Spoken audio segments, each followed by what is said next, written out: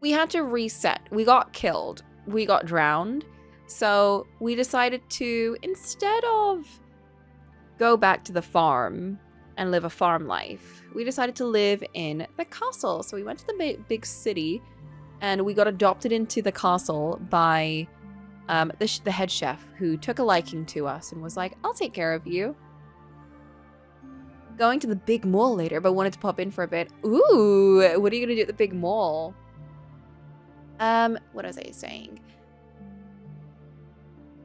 So the chef lady was like, I'll take care of you. You can work for the king for a little bit, for as long as you need, since we're doing big preparations for a ball so that he may find a bride.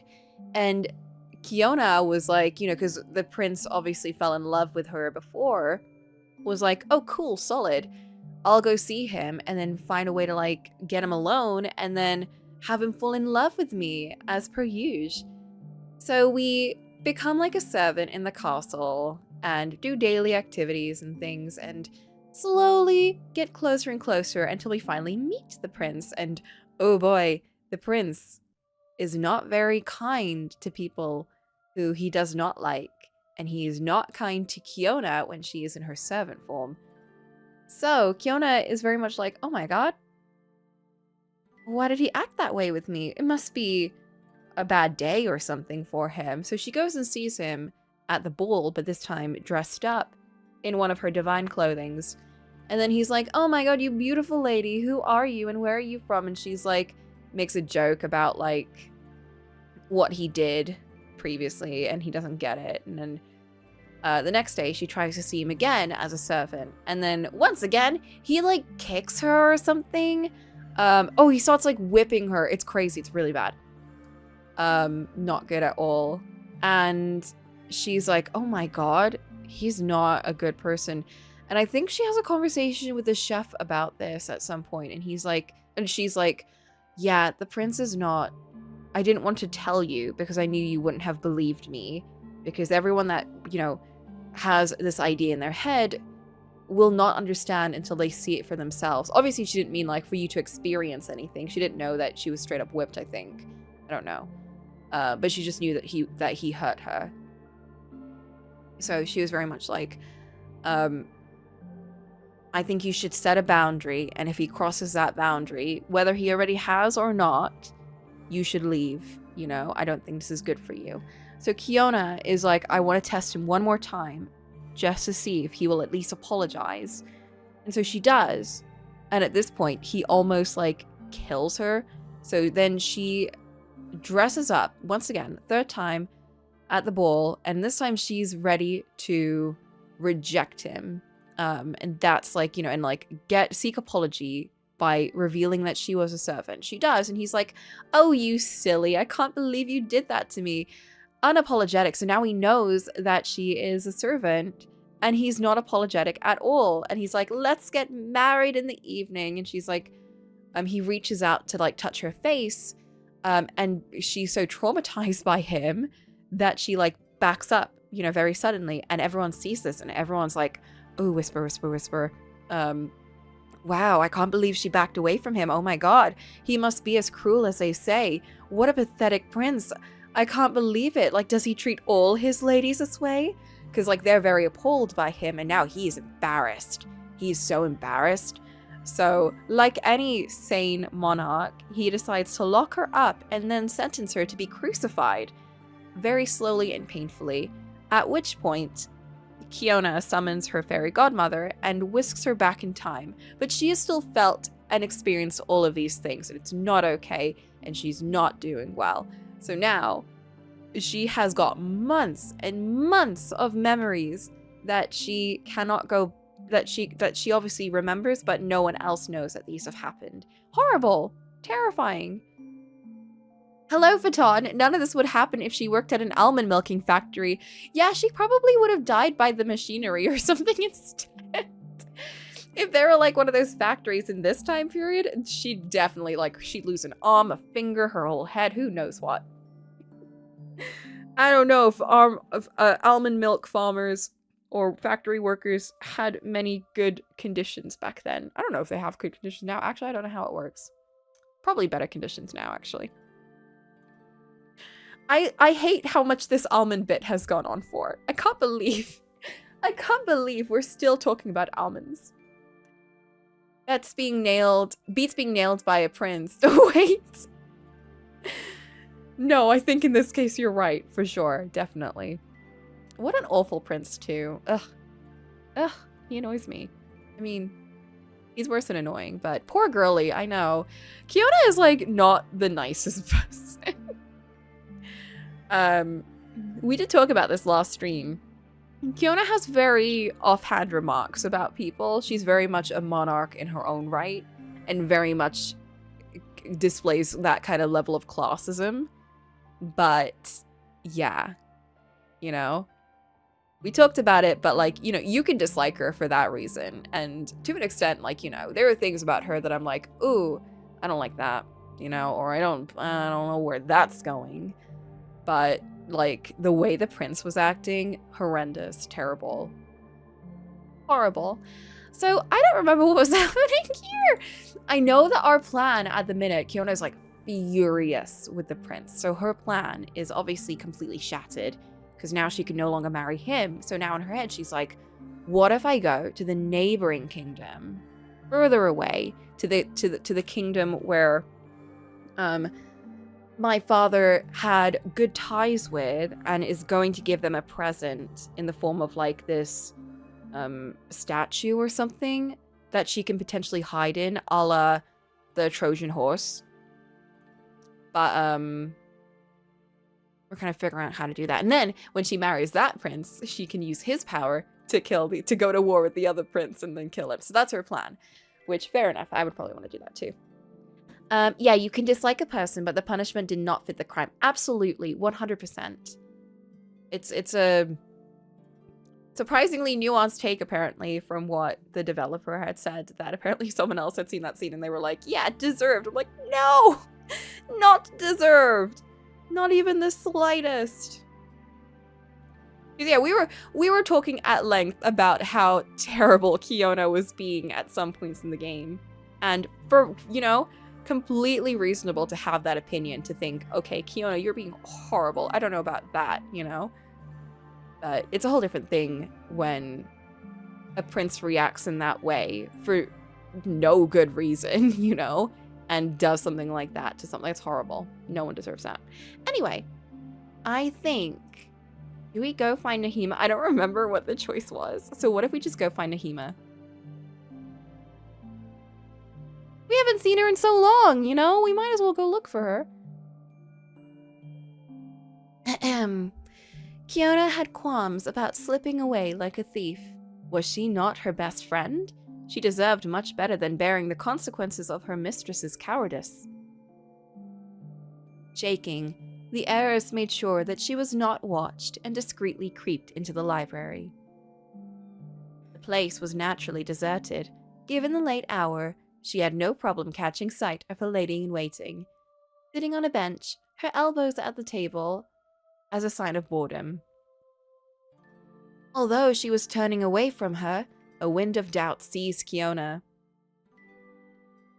One thing about this visual novel is the writing is always so visceral and flowery. It is. It is. It kind of reminds, this is going to be a weird stretch, but it kind of reminds me of Frankenstein, and not the Sasuke spin-off book. Cerise. Oh my god. Here's me. Here's me.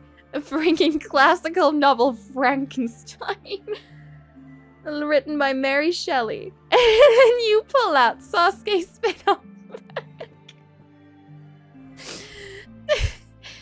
There's something I love about a story that's written in a very visceral way, but also with a flowery form. You know, like it's talking about very visceral and raw things, but phrased in a very delicate and flowery way, you know, with a lot of rhythm to it.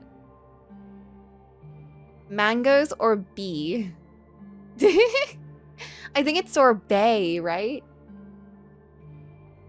You have to pack a punch, it's true, but the best punch comes from the unassuming text that you're reading. So when it's written very flowery, you don't really brace yourself for like, you know, the impact. Is that an ice cream? It is an ice cream, right? It's like a type of ice cream? Sorbet? Is it like Italian, or is Italian just like gelatino? Although she was turning away from her, a wind of doubt seized Kiona. Should I really reveal to her what has happened to me? I so badly need to share that burden with someone. But at the same time, I risk making her unhappy by telling her things she should not know. Oh, what to do? I think you should tell her.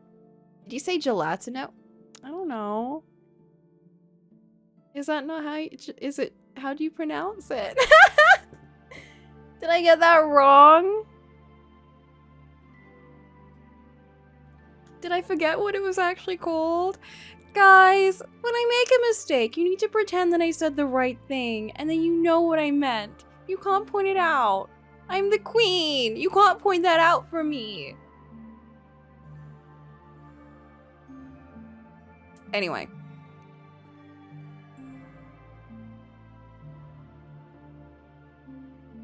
Hesitantly, she gently came closer.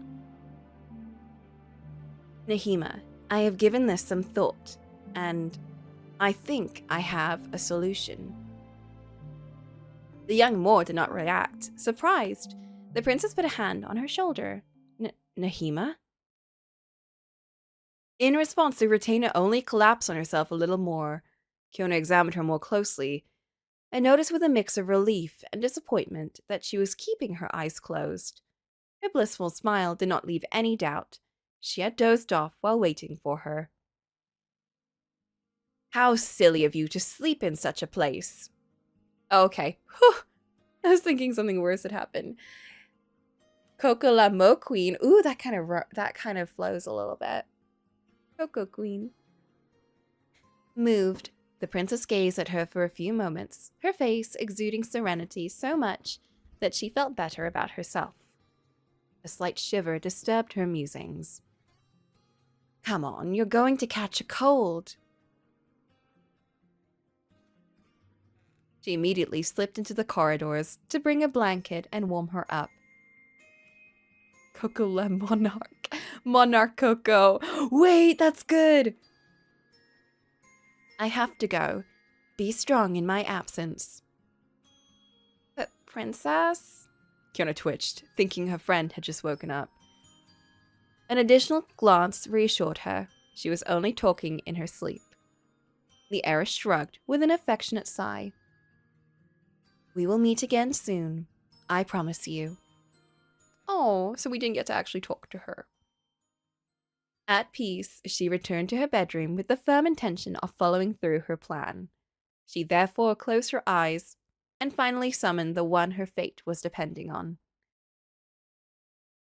Not the Coco monarchy. Yes, the monarchy.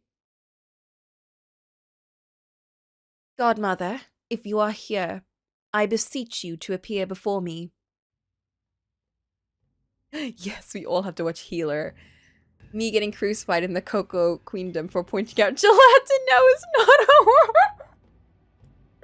How dare you! How dare you continue to remind everyone of my mistake? To the what do they call it? The trenches? No, that's like the war thing. The barracks?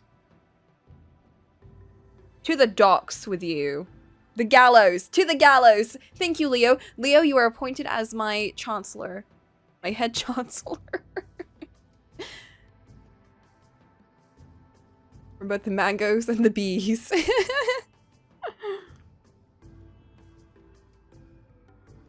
Moments after, a purple whirlwind answered her call. The fairy's body slowly emerged from it, starting with the eyes. Woo! I see that you were dressed but by yourself, princess. Did you not wish to keep your servant by your side? Fiona discreetly bit her lips. Her godmother was decidedly too perceptive. She opted for a half lie to conceal her defeat. She was here a minute ago. I already informed her of my plan and bid her farewell before calling you. The creature's pupils narrowed. She seemed displeased but made no remark. Good night, Cerise. The fact remains that I have made my choice, Godmother, and I need you to realize it. I am listening. Okay, we cannot pretend to be dead. We cannot flee with the skin as a disguise.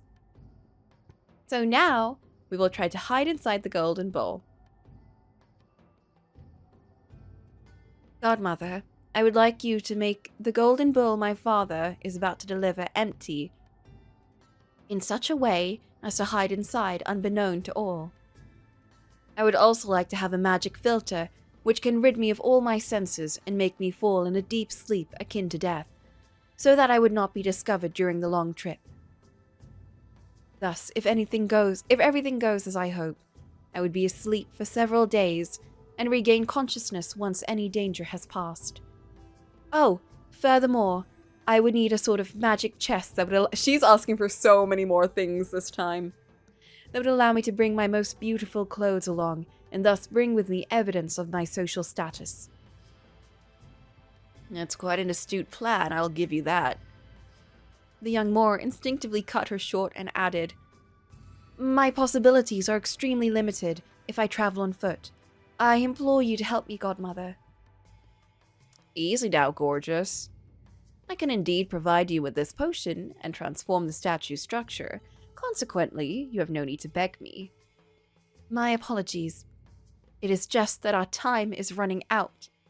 Really?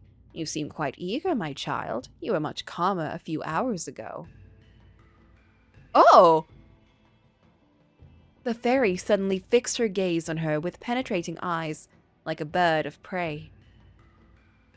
Nothing happened in my absence, I hope.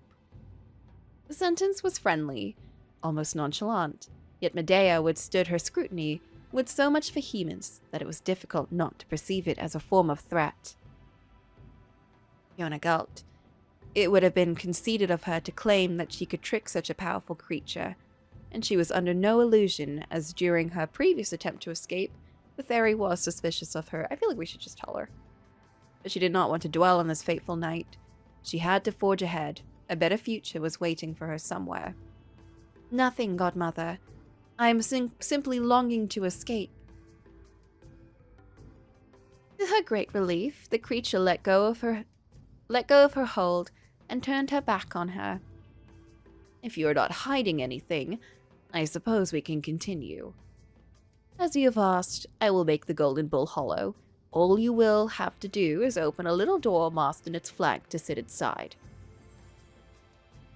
She glanced over her shoulder and threw a small object in her direction. By reflex, the young woman caught it.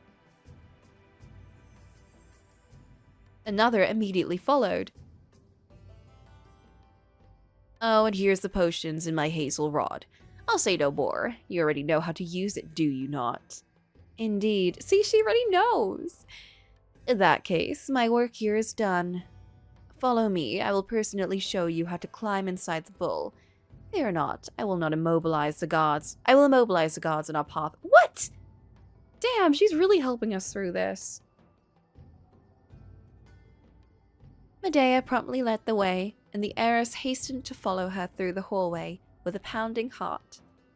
It was the first time that she was seeing her godmother walk on a long distance. Thus, she could not help staring at her movements, expecting her to fly away or vanish at any time.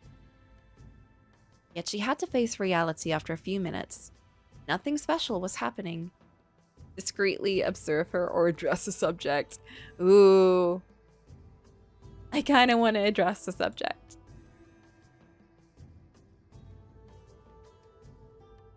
It will probably seem silly to you, but I'm so used to you disappear to enter and exit a room that I thought you would be walking in a similar fashion. The fairy began to laugh heartily. I look far less extraordinary without special effects, I suppose. Truth be told, I could walk normally all the time if I wanted to.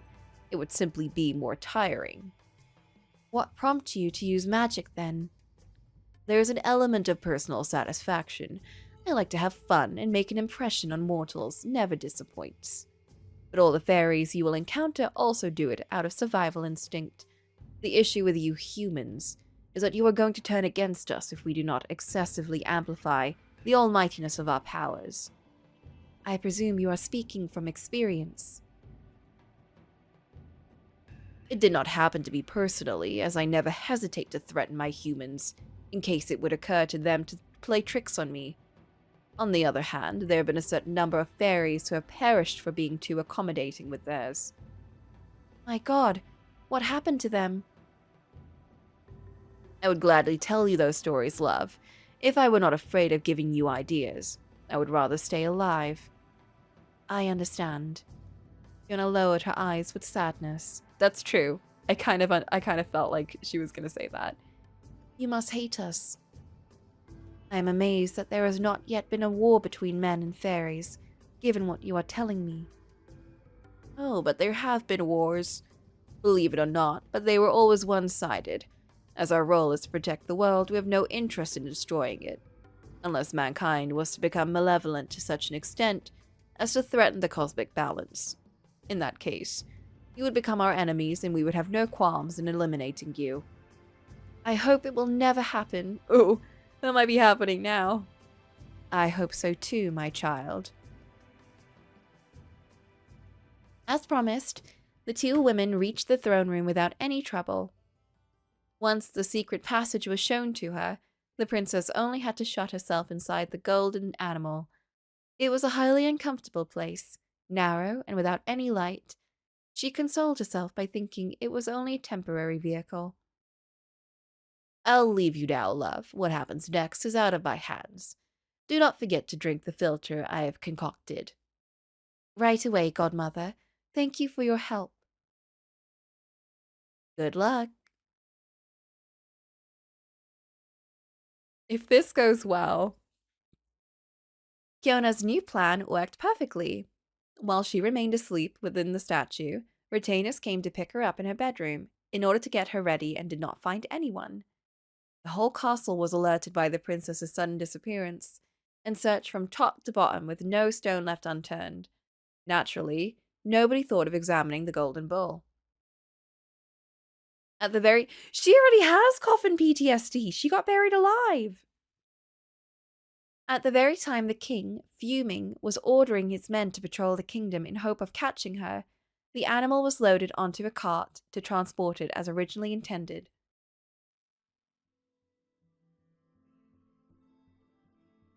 The good Nahima, left out of her mistress's intentions, was completely unaware of how she could have escaped. Although it proved to be quite useful when interrogated about her involvement, she felt great apprehension. Oh, right, we didn't tell her! Oh, like a PTSD. Yeah, you're right, absolutely. That's true.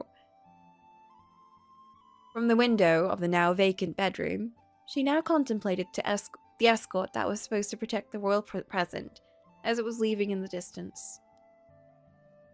I hope everything is happening as you had hoped, Princess, and that you managed to take shelter somewhere. In any case, I'll be praying for your well-being.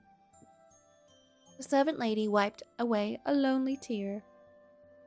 So please, do not forget about me. She hugged the blanket tightly. Deep down, the little voice was telling her not to worry, that Kiona would think about her, and she decided to cling to that glimmer of hope. For her part, the fairy had materialized in the forest, so she could observe the procession more closely. Even though the stratagem was unfolding to perfection, she wore a concerned expression. You're straying into dangerous territories, young woman. Be careful. The slightest misstep, you could very well fall into the void. Uh-oh. After a few days, the escort safely reached the kingdom of Prince Thali. He had recently acceded to the throne following the abrupt death of his father and was still in mourning. He therefore did not keep the emissaries who came from Kiona's country close for very long. He did, however, make sure to thank them for this sumptuous present, symbol of the good relationship between their two fiefdoms, as well as a friendship that had long prevailed between the two kings. He swore to maintain that good relationship and to visit them once the matter of his kingdom succession would be settled. Can she reveal? They probably don't know that she's his daughter then. She can't reveal that she's his daughter because there's no way they'd be able to keep her. While Prince Thali was bringing the golden bull to his room, in the hope of reducing his loss, the emissaries returned to their country, showered with gifts and pleased to have carried out their mission. Shortly after, Kiona regained consciousness. Ooh. When the young woman opened her eyes, she had to control a reaction of panic.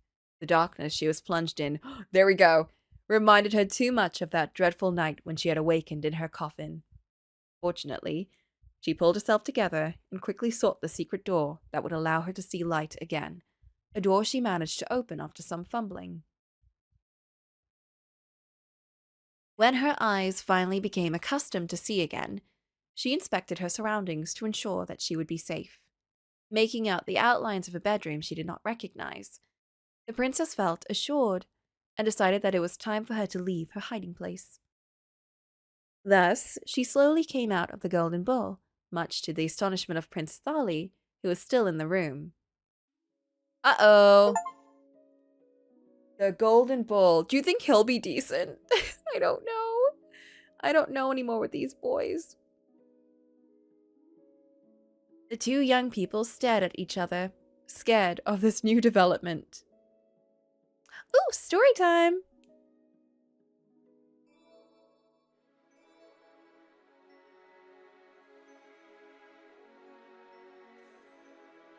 Hey, Curly!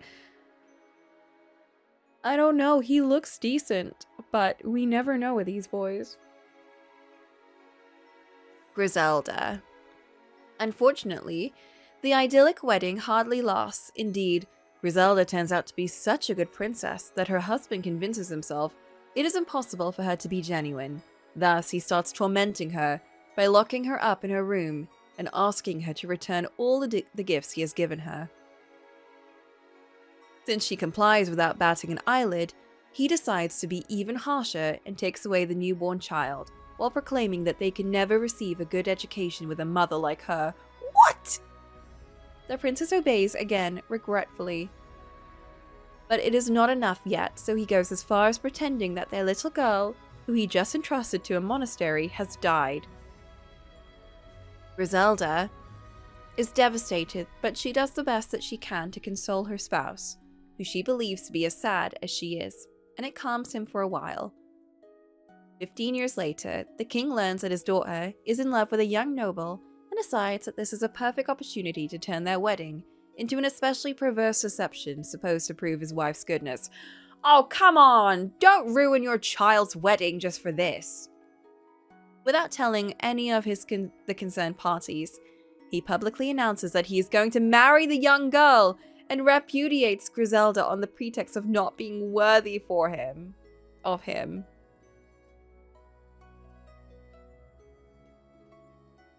He's gonna wait, his daughter? Oh my god. What is with the incest in these stories? The day of the wedding, he goes to find her and asks her to take care of the bride, which she does obediently. She only begs him to be kinder with his new wife than he has been with her, but he rebuffs her. Finally, when the time comes, he publicly tells the truth, and Griselda is canonized as a model of virtue, while the lovers reunite with relief. Jesus Christ. So that wasn't a story that we just got. We got this one. La Torrue d'Or. Griselda is definitely supposed to be in relation to Griseld, the prince, which indicates kind of like how he was a lot worse than we initially thought. He's not evil because I drew him attractive. He does have a very cute sprite, but I can't trust it. I can't trust the men in this story. The men in the story are all just like messy. D2 Lilu. I can pronounce things. Littlefinger is a Corsican variation of Cinderella told by Frederic Ortoli in Contes Populaires de l'Île de Corse in 1883, A very peculiar variation at that, since a heroine is born beautiful and endowed with a gorgeous voice, but as little as a finger. At first, thrilled by her birth, her mother eventually abandons her in a cooking pot at the age of 16 because she cannot stand her size anymore. What? That's crazy. The king's son, who happens to be passing by, hears her sing. Enamored with her voice, he swears to marry her if she shows herself. It is only by smashing the pot with a raging kick that he involuntarily releases D2 Mignililu. He's extremely annoyed to discover that the one he has proposed to is in fact a midget, but still decides to keep his promise and takes her to the castle. As time passes, he succumbs to gloominess and decides to organize great balls to amuse himself. D2 Mignililu begs him to let her come as well, but he threatens her with the bridle he holds in his hand before setting off at full tilt. Ooh, that's that part of the story. A fairy godmother then appears and makes the young girl taller so she can go to the ball. Mistaking her for a stranger, the prince immediately starts to court her and asks who she is, but she only answers that she comes from the country of Bridal, then takes advantage of a momentary lapse of attention to return to her previous size and slip through the guests. A game of cat and mouse ensues. Every night, D2 Mignililu tries to talk to the prince, who ignores her. Every night, he uses an object to brutalize her, a bridle, a spur, and a horsewhip.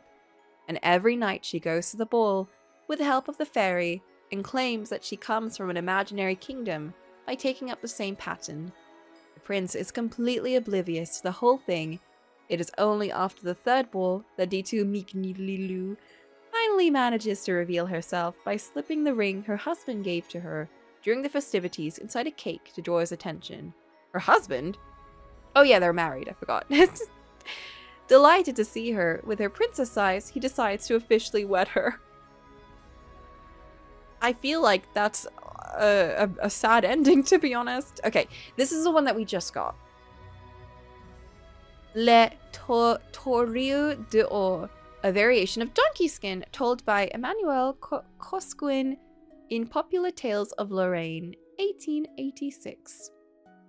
The introduction is exactly the same as in Perrault's tale, with one important difference. Instead of asking her father for the skin of a magical donkey, the princess requests a golden bull be crafted. Oh! She secretly goes to the goldsmith responsible for its conception to obtain that the sculpture would be made hollow, and hides inside it the day of the marriage. The king searches for her in vain, and eventually gets rid of the cumbersome golden bull by giving it to a neighboring prince. Since he is convalescent, the prince eats in his room and notices that his meals are disappearing behind his back. Quickly, he comes to suspect that some sorcery is at work and closely watches the bull. Imagine his surprise when he sees the princess going out of it.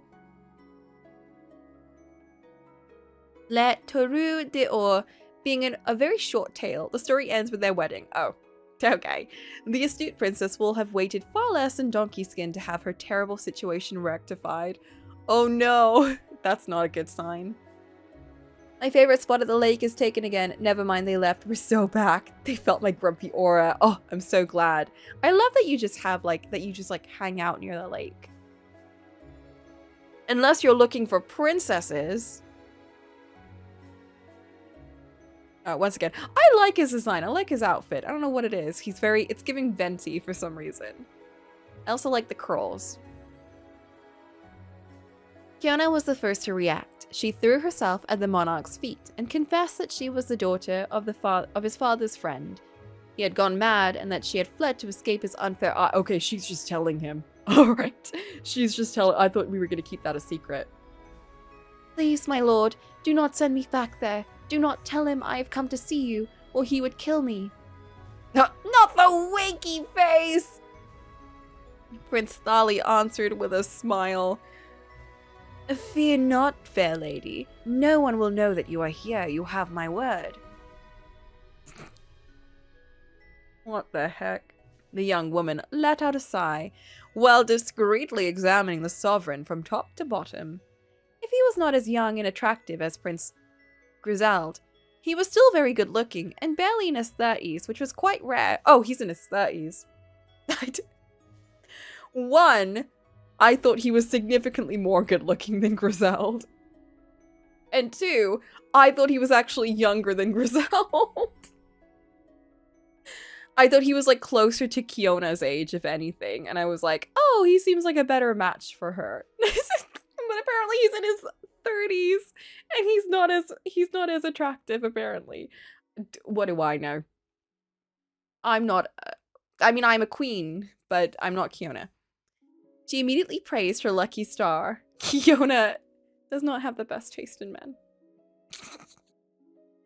Lord Thali is quite pleasing to the eye. I would not mind marrying him. Fascination was mutual. Thali had been taken with her beauty and unusual charm, so much so, he was eyeing the apparition with wonder. Kiona noticed a spark of interest in his eyes and, judging that she had every chance, tried to seduce him. Speaking in a plaintive voice, she moaned, but not without throwing flirtatious glances in his direction in the hope of moving him.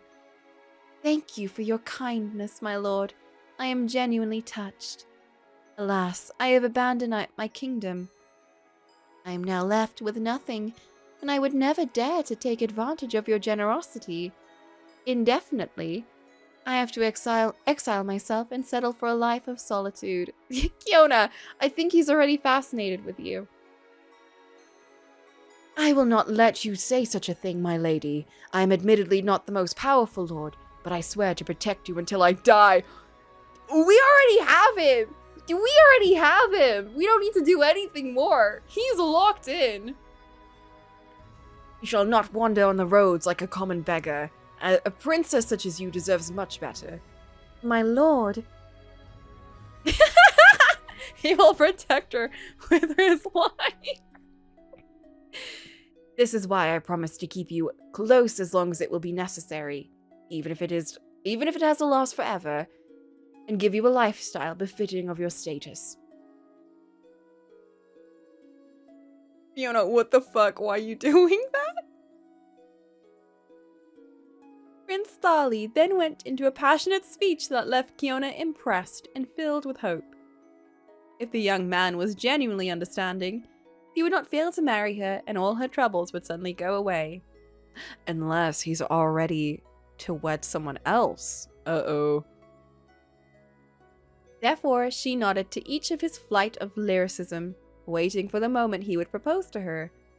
That moment was slow in coming. So slow, in fact, it seemed to never come. Despite his smooth talking, Thali never once mentioned their possible union. His offer was completely different. For this reason, we must leave at once. Kiona immediately came back down to earth. Ruh-roh. Leave? Where to, my lord? And what would we do there? Whoa!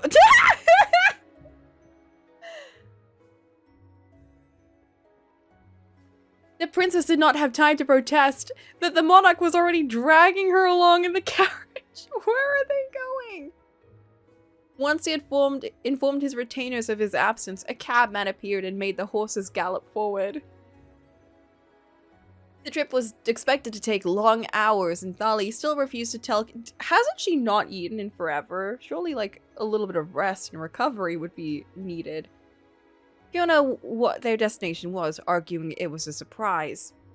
At first, the young Moor did not feel very assured about this little night ride, but she quickly realized it would allow her to spend time alone with her suitor. Seeing as our trip will not end before dawn, we could amuse ourselves by sharing stories. That is how she came to know him. Thali confided in her about his sadness as a newly orphaned man. Oh yeah, he's going through grief. Maybe he's a normal one. I don't know. Maybe he's normal. Guys, he might be normal. I don't know. My expectations are so low that anything is like good enough at this point. As his mother had died during his childhood and his anxiety of becoming king. She replied, in kind, moved by his sensibility and their shared misfortunes. He did not fail to compliment her either, and even recited a few poems of his invention. Oh, not the made-up poems. No! Just like my standards in men, breathe and not a criminal. The bar is in the pits. The bar is already buried in with Kiona in the previous lifetime. Like, we don't expect too much, to be honest. Oh my god. He's either... Okay, there are 3 options. 1, he's got another wife, or he's like already planning to like marry someone and has no plans to marry her, or will keep her as a mistress, which is, you know, not going to be the best for her. 2, he's actually yandere and he's insane and he's going to take us to a cabin in the woods and keep us there forever. Or 3, he's a normal guy, maybe? He's normal? I don't know. I just think she looks a lot better than Griselda, and I'm like, I don't know if we're gonna get a better looking guy, so hopefully he's a nice guy. In fact, she completely lost track of time, busy as she was talking. However, one thing remained certain. In the short time frame, she had felt incredibly close to this man she had barely just met. To such an extent that her heart was slowly starting to yield, and she now trusted him fully. Oh no, not a good thing. Never trust a man fully. Men with curly hair never killed a woman and buried her in the woods yet. Oh no. Never. Yeah, never. It's never happened. Thus, when the carriage finally stopped at the first light of day, Kiona turned out to be impatient to discover what Thali had prepared for her. Here we are, my lady. He held out his hand to help her get out of the handsome cab. The mark of her gallantry made a great impression on her, and she thought she would die of pleasure when she noticed he was keeping her hand to guide her. Not the hand-holding. Coco Misandry Grindset starts today. With slightly red... This game is about to make me the biggest misandrist. With slightly red cheeks, the young Moor discovered the courtyard of a splendid palace. Never trust a man fully. I mean, okay. To an extent. But never fully. Just in case. Always have a backup plan. You know, always have a backup route, you know, just in case. What if he's beautiful? Then either make peace with the idea that you might die by a beautiful hand, or make another backup plan anyway. I don't know, maybe I'd be okay dying by someone beautiful. Don't quote that, that's not, no, I'm joking. Welcome to my domain of Claremont. Don't write that. Ooh, wait, this is pretty. The monarch led her to a vestibule that let her see the gardens on one side, the courtyards on the other. Guys, this might be the good end. From this vestibule, he took her in rooms decorated with magnificence, each prettier than the one before, until they reached what she believed to be a study, where he offered her to change. She hurried to don her dress, the color of the sun, her most dazzling one, thinking she could seduce him. What if he's actually not into women? It was truly a proud moment for Kiona to see herself so graceful in all the mirrors the house was filled within. Although he already seemed interested, so I don't know. Maybe he was interested in a different way, though. Maybe he's a painter and he just wants to muse. Retainers had already set the table in the following room, and Thali invited her to eat a copious meal. In the course of that meal, lutes and voices could be heard, musicians appeared to entertain them. At last, it was time to rest, and the prince took her aside, unless the issue comes from getting Nahima to live here with us, maybe. What do you think, fair princess? Is my palace to your taste? It's to my taste. Can I move in there? It cannot be otherwise, my lord. What a lovely property you have here. I am delighted to hear that, for I would like to give it to you as a gift. What do you mean? I own several secondary residences in which I go from time to hunt or relax. I bequeath you with this one. It is yours. You will find all the comfort befitting of a princess, and be able to live as you see fit. Prince, I do not know what to say. Say yes. I accept. I could not have asked for more. However, allow me to set a condition and only one. What is it? Promise that you will regularly pay me a visit. I am going to be bored without your company. I'm sorry. At this point, I'd just be like, let's just live here and live the good life, you know? Like, this seems like a great idea. Let's just live here forever. This seems like a great place. We don't even have to marry him. Like, just like chill out, chillax, get Nahima over, you know, hang out with her. I think that's what we should do, but I don't know what we're gonna do. I don't know what we're actually gonna do. You will not rid yourself of me so easily. Uh-oh. Thus, Kiona spent a wonderful day in the company of Thali. She was deeply moved by so much consideration, and found herself quite foolish for wanting to press him with the wedding, when he was clearly concerned with not rushing things. It only made her even more determined to marry such a man.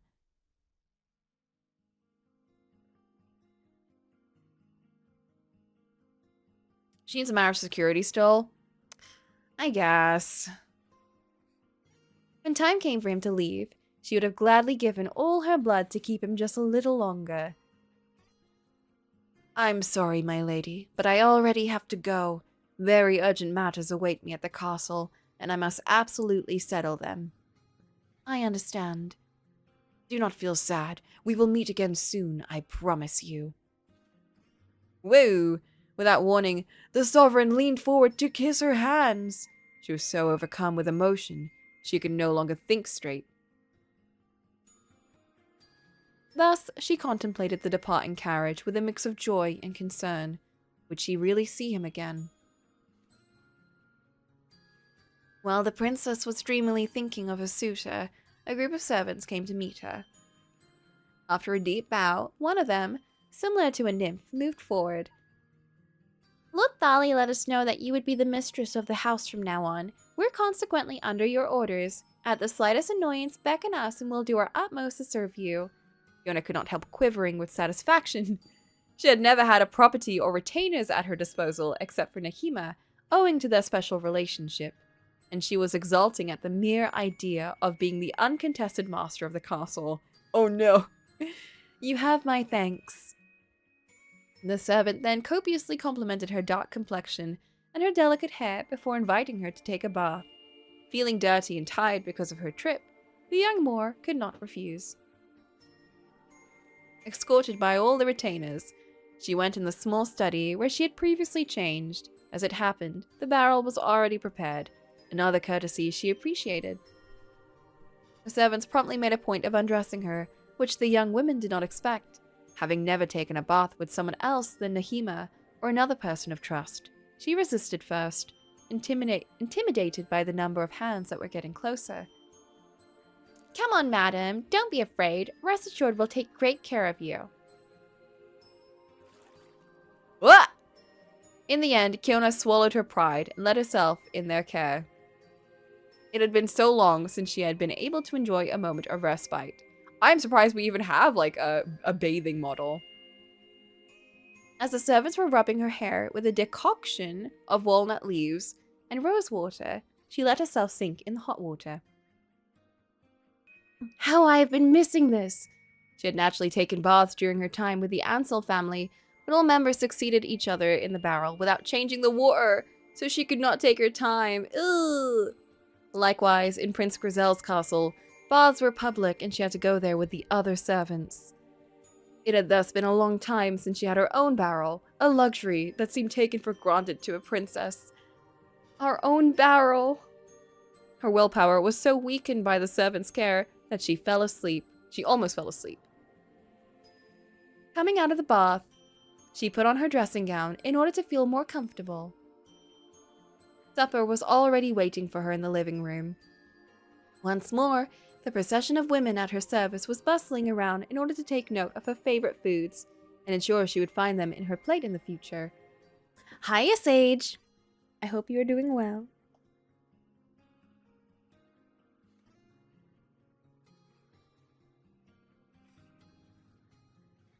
Once she had devoured her meal, Kiona went to lock herself in her new quarters. Lying down lasciviously in a big cozy bed, she could only compare her situation with that of her previous timelines. I should have said coconut when you asked for our favorite nuts yesterday. Way too late. Way too late. Very disappointed. Stuck in the shoes of a farmer for too long, she had to deprive herself of all the small pleasures of her past life. Finally, finding them again was a delight to her. Totally fine looking into streams now and then. It's nice to see you every now and then, and I'm glad you're doing well. Yeah, today we're just doing reading. It's a reading stream. It's our Saturday story game day. It had to be said that the hard farm labor and castle work had left a mark on her body. She had emerged from it with nails black from the filth, red and rough hands, a back sticky with sweat, dirty and brittle hair. In the lavish residence of Claremont, she would not have to damage her body anymore. A princess's privilege was precisely that she could keep her skin smooth, her hair silky, her nails immaculate, all the while smelling like perfume and cleanliness. Needless to say, that she had missed this privilege a lot. Better still, she now owned her new palace, her own employees, all devoted to satisfying her. And she was the protégée of a lovely monarch who seemed virtuous in every way. In her mind, there was no doubt that she would be wedding him soon. He was simply too courteous. Oh. I have to admit that this new experience is off to a great start. Everything is so perfect. Respect, comfort, wealth, power. I will be hanged if this is not the last time I resort to Medea's magic. Oh god, don't say that too soon. She believed her fate to already be written. Glory and bliss belonged to her. Her crucifixion seemed so distant that the grudge she bore against Griselda was already almost forgotten. She had mentally vowed to return to his kingdom, to punish him, to save all the girls that he was abusing on a daily basis, but she did not really want to anymore. How does this affect me, after all? The most important thing right now is what I am living with Prince Thali. What happens in the other countries is none of my concern. With these words of wisdom, she mulled over the thousands of pleasures that had happened that day, deriving satisfaction from the imagination of the ones to come. All I need now is to become queen to fill my natural role. Satisfied, she fell asleep.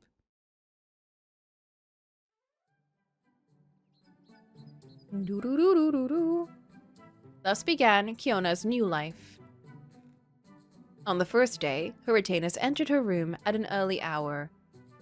Good morning. Would you like to get out of bed? How would you like to be dressed today? Translating words into actions, the servant presented several garments to her, most of them very rich. Her mind still bound to Morpheus' kingdom, she chose to wear her usual red dress in order to stay simple. I like her night outfit a lot. The nymphs, that is how she was naming them in her head, rushed to help her don her clothes. Once she was wide awake, the young Moor expressed her eagerness to see the rarities of this beautiful haven. She was thus led to all the rooms, and she realized, not without slight disappointment, that the property was much smaller than she had expected. Thali had been careful not to show her the most common rooms, and had continually kept her attention focused on the details that flattered his prestige the most. Therefore, even though the palace seemed an object of wonder, she quickly explored everything that there was to see. Oh no!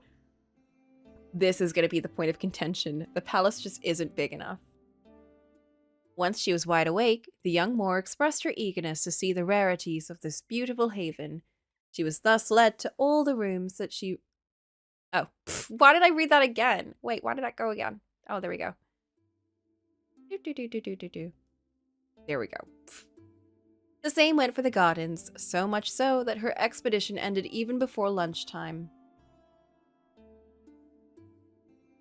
To sugarcoat the unpleasant reality, the servants kept repeating how pretty she was and offered time and again to change her clothing. Alas, ladies, what interest is there to be dressed in my most beautiful attire if Thali is not there to admire them?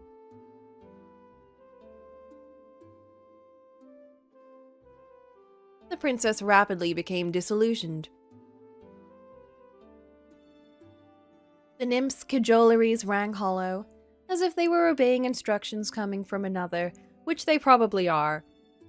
The residence was admittedly richly adorned and pleasing to the eye, but there was nothing to do there. We're still... What if she dies of boredom? Oh my god. The number of retainers to work here turned out to be ridiculously low. Fiona had imagined herself as the owner of a huge land, with a horde of employees at her command, including some ladies-in-waiting all to herself. The young Moor was finding herself in what was essentially a country house for a noble, surrounded by a dozen multi-purpose servants.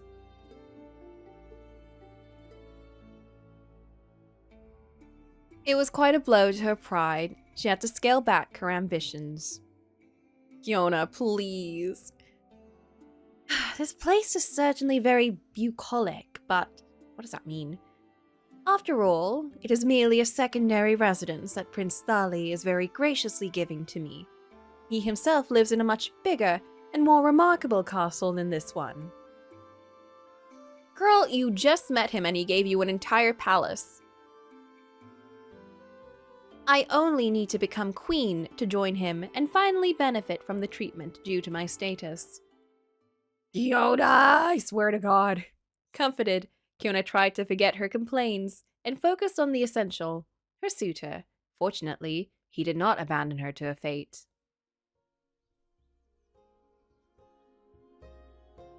I love that dress. That's still my favorite one. What a cute little scene. See, he looks so much better than... What's his face? Griselda. How terrible to only have a handful who do multiple tasks. I don't understand. Despite being very busy with the court's affairs, he would come to visit from time to time. They would go for a walk together in the lush gardens, then chat and merrily play between two picnics. Very quickly, she wished to address the matter close to her heart. Do you feel at ease with me, my lord? I feel better than anywhere else. I am delighted to hear that. It solely rests on you to make this bliss last forever. Have you seen that little squirrel? Is it not the cutest thing? He keeps dodging. He does not want to talk about marriage. Ooh. Absolutely. To her great sorrow, the prince was carefully avoiding answering her veiled questions, despite repeated attempts. I'm so curious if it's just I don't want to marry anyone right now, or if there's something deeper. In return, Thali would on occasion let slip a few mysterious sentences that she was hard put to decipher. What would he say? How sweet it is to bask in the sun, my lord. I could almost fall asleep in your lap. Would you like to go to your bedroom? Oh no, that would not be proper. You came to see me. I would not want to take my leave and leave you all alone. I could join you. Oh, he wants her as a mistress. In my quarters? I'm afraid that there is not much to do there. Unless you would like to seek the shade, we could always head back inside to cool off. Oh, he wants a mistress. Oh, it's what I said. Whereas, like, he doesn't want to get married to her because he might have, like, someone else that will, like, up his status, and then he wants to keep her as a mistress. It is nothing. Forget what I said. I Knew it. The young woman never dared to insist. She had the vague impression of detecting tacit advances. But she thought that she had to be mistaken. She must have misinterpreted something. Something must have certainly eluded her. Her uncertainty hardly lasted, as Dali's presence would brighten up her days, and she would have been quite ungrateful to complain when she was in such a good company. She simply regretted that those moments of happiness were so short. This never happened before. What? Wait. You got a leaderboard! What?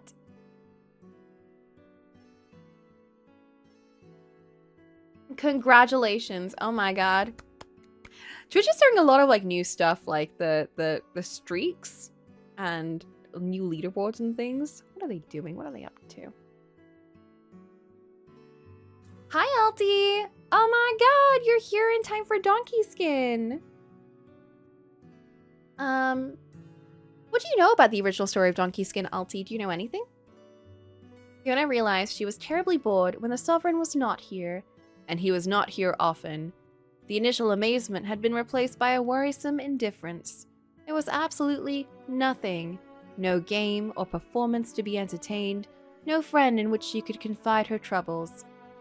I don't know what you're talking about. Okay, so this story takes place in the fairy tale world where Donkey Skin, one of the variations of Cinderella, took place. So we play as Kiona, who is the main character in the Donkey Skin story. And the way the story goes is that her mother was an amazing queen. She was incredible, and then she dies. But as she is dying, she tells her husband, you must marry, you must remarry. I know you don't want to, because he's obsessed with her. I know you don't want to, but you must marry someone who's good for you, who's smarter than me and prettier than me. And because she added those words, he gets a bit fixated on that. And he's like, no one could be smarter and prettier than you. And then a druid is invited in because the kingdom's falling apart and it's terrible. And he's like, you should marry this girl. She's like exactly your type. And he's like, oh, I love that. She looks amazing. Who is she? And he's like, she's your daughter. So the king, now compelled to marry his daughter, is like, yay, let's do that. And Kiona finds out she hasn't seen him in like ages, like a decade. And she's like, oh my god, yikes. So she summons her fairy godmother, and her godmother helps her kind of like come up with this plan. So she comes up with a plan to, one, try and bury herself alive, and then dig herself, like, get out. Hi, Boop! Thank you, Phaeton. We're doing lots of reading today. That doesn't go well, because they accidentally do bury her completely, and she doesn't get out, so she's stuck underground, and then she dies. So then, she goes back in time. I may have read a variation when I was young, I don't remember much. Yeah, so this one, the interesting about this one is, as you go through the game, you get, like, an archive of different stories. And the way this game was written was kind of a mix-up of a lot of old stories, like a lot of different variations of Cinderella and, like, other little stories. So it's kind of made up of a bunch of, like, older and maybe lesser-known variations of, like, famous stories, which is really cool. I thought it was really interesting, and it explains them really well. Like this one, which is, oh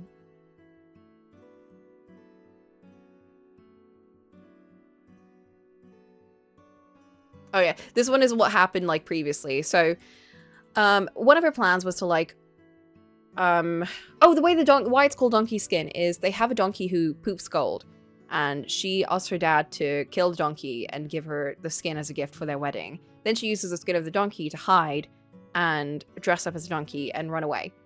And when she does that, she stumbles across a farm and gets taken in by a bunch of farmers. And her plan is to marry the prince of that kingdom so she can live in wealth and everything. But then they find out later on, and the farmers don't like nobles because nobles are terrible. And, you know, we kind of get that impression. And so they kill her. But it's sad because they got really close to her, but then because she was lying about, like, what she was doing and who she was and what her plans were, they just assume that, you know, oh, she's up to some bad stuff. They gave her lots of chances to tell them too, and she just never did. So they kill her, and then she goes back in time again, and now the plan is to go straight to the kingdom and meet the prince. So she does as a servant, and then he treats her really badly, and eventually she realizes, oh, he's not a good dude. I don't want to marry him. And then she rejects him in front of everyone, and then he is so appalled that he locks her up and then crucifies her really bad. So then we go back in time again, and now we're on this route. So now our plan is to hide in the golden bull and be Trojan horsed into this kingdom. And we wake up in the Trojan horse in the room of this prince, and he's like, oh my god, you're so pretty. Wow. So he immediately whisks her away to this palace, and she's like, oh my god, it's amazing. Wow, we're gonna get married so soon because he loves me. But he has not been proposing. And so we're like, oh, what's going on there? And now he's just revealed that she keeps trying to drop hints like, when are we gonna get married?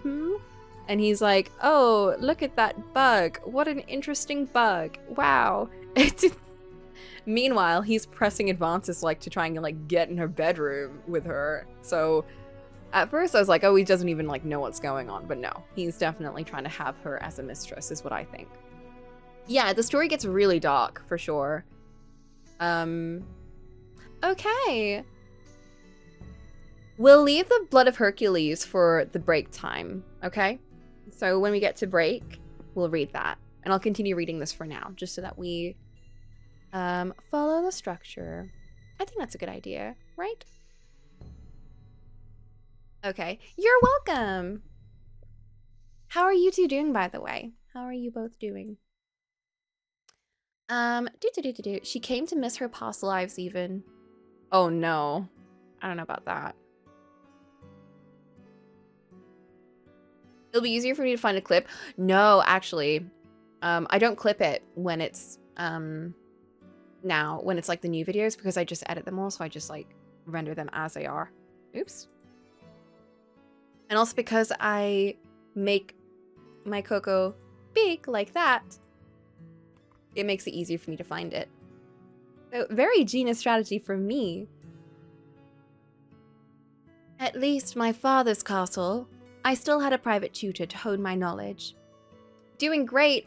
I need to get, by the way, the reason I asked you about your film was I'm buying a bunch of different films. I'm buying a, what's it called? Lomography film. There's like a really nice dreamy one that I like.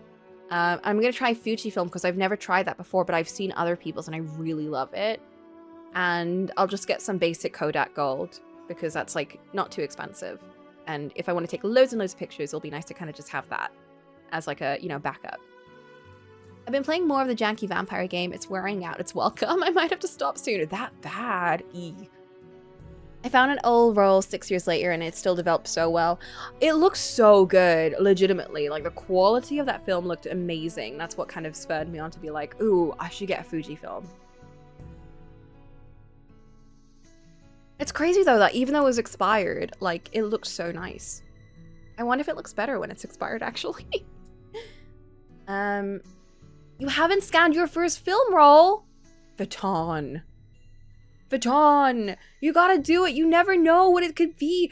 I think that's a fun part of finding an old film that you took ages ago and you never developed, because like you never know what could be in it, right? Like it could be like super cool or like not, you know, you never know.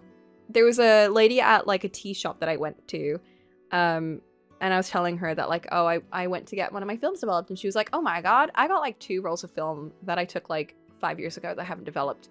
And I'm kind of worried about developing it. I was like, girl, just do it. Because you, like, if it's bad, it's bad. But, like, you never know what memories you might find. I took photos on it a year ago. I still remember what I took. Oh, just hate that scanning a single roll cost 25 euros. What? That's a lot of money. Over here, scanning a film is just, like, 10 quid. And that's, like, at a professional film studio. I'm actually shocked. That's a lot just for scanning.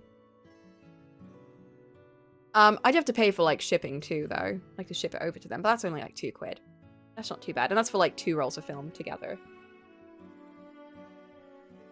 But it's 10 quid for like a large scan, 8 quid for like a medium scan, and 5 quid for like a small scan. So if you like don't care too much but you just want to see the image.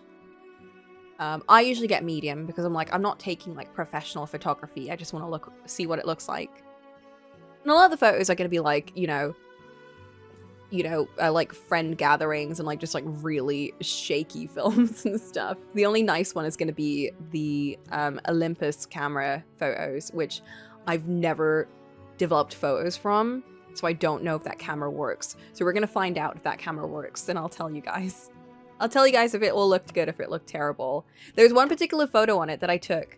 It was at like an underbank, and I waited for like 5 minutes for a bird to fly just in the right shot. I planned like the lighting and everything. Because it's like a manual camera, you have to like set the aperture and everything like manually. And there's like no light meter on it except for like the physical one that I had. So I was just like, I waited for the right moment and I got the bird just like swooping in, and I think it looked good, but it might have looked terrible. My place offers a cheaper option just to develop, so I've been looking into scanning negatives myself. Ooh, that might be fun. Tell me how that process is like. I feel like, Alti, you're always doing really like artsy, crafty stuff all the time. You're like the titular hipster, but like in a good way. Like, endearingly, not derogative. You're like the hipster. In the best way. What a photographer. I know. Oh my god, a lot of the photos I took, I think we're good. We'll find out. They're very, like, scenic shots. Thanks, I don't try, it just comes out.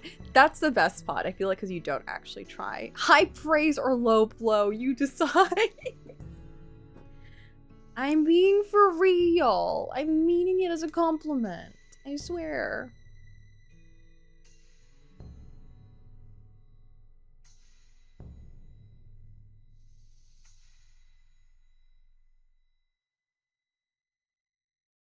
Okay. At least at my father's castle, I still had a private tutor to hone my knowledge. Yeah, the more I think about it, as nice as it seems, I would also probably get really miserable here. Besides, Nahima was always there for me. We would always find something to do together. She eyed the gardens through the window with a distressed look. Even in the timelines which no longer exist, when I was with Fleur or Berth, I was supported. Here, servants cover me with flatteries, but they keep their distance. It is impossible to truly speak to them. In the countryside, and in Grisel's castle, I had work to do. I felt useful. I mattered.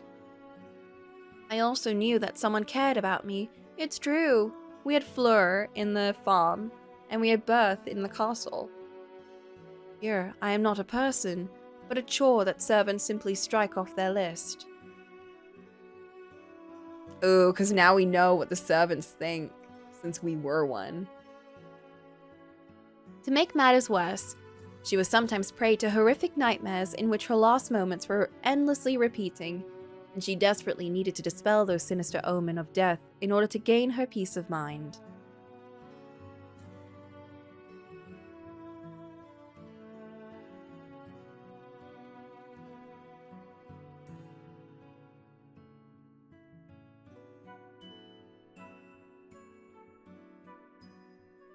After a few weeks spent running in circles, the princess finally decided to take the situation in hand. She had to find an occupation. A few weeks? Oh my god. Although several possibilities were worth considering, she only wanted to focus on a single one, but did not know which one. Like this, she considered trying to break the ice with the house staff using games. She had to find inside her the courage and, above all, enough human warmth to socialize. She also thought about taking charge of the palace's management in Prince. Palace's management in Prince? Oh, in Prince Thali's place. Not to impress him, but because she esteemed it an important responsibility.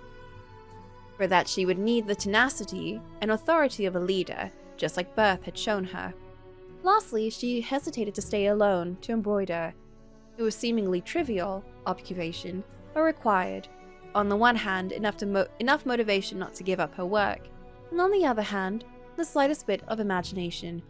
Oh, I see, okay. The first one is definitely going to be in understanding Nahima more. The second one is definitely in understanding the fairy, Medea. And the third one, I think, is if we end up with a generic prince. One of the princes.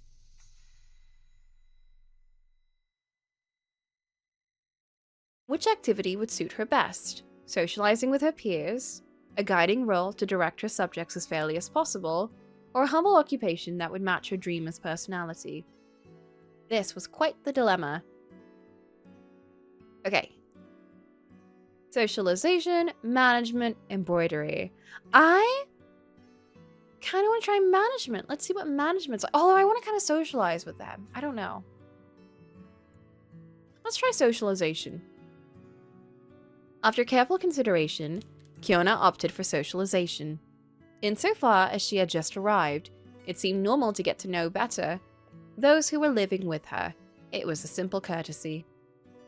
Furthermore, if she truly were to marry Thali and become the next queen, she would need to establish her popularity over her subjects. Optimistic, she took advantage of a quiet evening to emerge from her bedroom and went in quest of the servants who all seemed to have inexplicably vanished. But is anybody here? Where are you? Wandering through the deserted house, the princess was about to get worried when a burst of laughter reached her ears. They're having fun without us! She discreetly moved toward the noise, which led her in front of the kitchen's doors. I wonder what is going on. Consumed by curiosity, she spied on through the partially open door.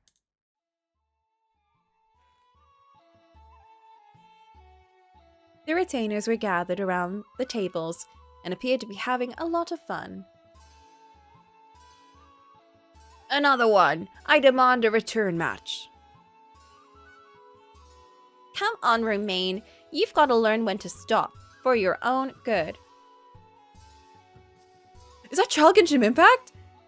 Gemma's right. You're playing too much. It's becoming an obsession. Remember last month? You had to spend your pay within a week. It was a stroke of bad luck. It happens. Of course, but you were left with nothing to get you through the month, and you had to borrow some money from me.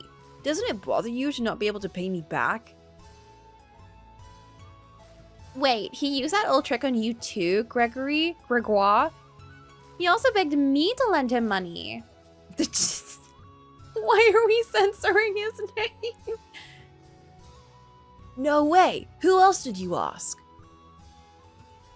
One or two people, no more. Liar, I know that you asked at least 3 other servants. Okay, you got me. I actually borrowed money from everyone. I knew it. Your love for games of chance will be your downfall. Aren't you ashamed of making such a fool of yourself? He's everywhere! I hope he gets crucified! No! I promise that luck is on my side today. I'll quickly get my money back. Romaine is completely addicted. It's even worse than I thought. It's settled then. We'll remove you from the game. You're forbidden to play until you've repaid your debts. You can't do this to me. He's addicted. He's got that gotcha addiction. It's for your own good. The princess considered that now would be a good time to make her presence known. Uh-oh. She entered the room in her most natural way. My, what are you people doing here? The 2 servants answering to the names Gregoire and Gemma immediately went as white as a sheet. Oh, madam, I implore you to believe us. It's not what you think. When examining the closest table, Kiona instantly understood what they were talking about. They were in the middle of a game of dice. But the church strongly disapproved games of chance, to the point of wanting to ban them. It was thus a potentially compromising situation. There was nothing to be afraid of. I will not tell a soul. Thank you from the bottom of my heart. Would you allow me to join you? I am a little bored and playing games looks like a very entertaining pastime. Uh-oh. Fearful as they were, the servants did not dare to decline the offer, and the young Moor joined the little group. A growing sense of uneasiness could be felt in what was, until then, a festive atmosphere. Oh my god, this is like that moment in Hi Jekyll Me, the K-drama, when Sojin decides to, like, befriend the peasants, and he goes and, like, hangs out with them while they're, like, chatting and goofing, and then the vibes just disappear once he's in the room, and he's trying to, like, make conversation, but everyone's like, yeah, that's so cool, we love that, oh my god. And he's like, speak normally, peasants. And then they do. And then they make fun of him. And he's like, I hate this. Visibly nervous, Gregoire spoke. Before anything else, I swear I'm not here of my own free will. It was they who urged me to join them. Wow, Gregoire. You don't have to sell us out to the mistress just because you can't accept liking dice games. Games of chance lead to squandering money, which is dangerous. On top of them being against morals, I don't want to be responsible for anyone's financial ruins. She called us a mistress. In that case, why don't you just leave? I could. But if you were to commit some folly in my absence, I'd never be able to forgive myself. As if. Despite the tension in the room, Kiona rolled the dice several times with her new comrades. Unfortunately, she quickly understood that they would not let her truly play seeings, as, by a conspicuous coincidence, she was winning every time.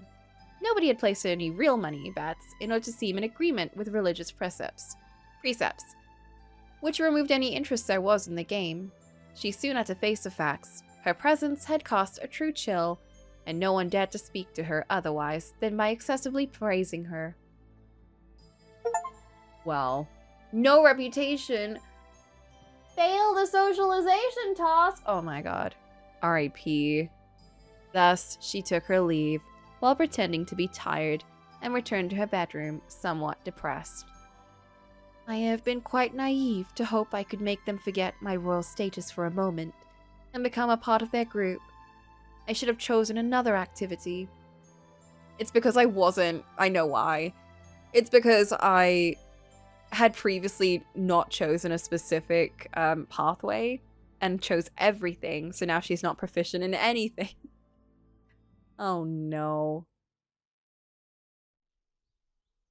One day, she was sitting on the patio, her favorite place, pondering if she could create a few embroideries to keep herself busy. A singular event happened. Loud voices came from the garden. She believed it was a quarrel and moved closer.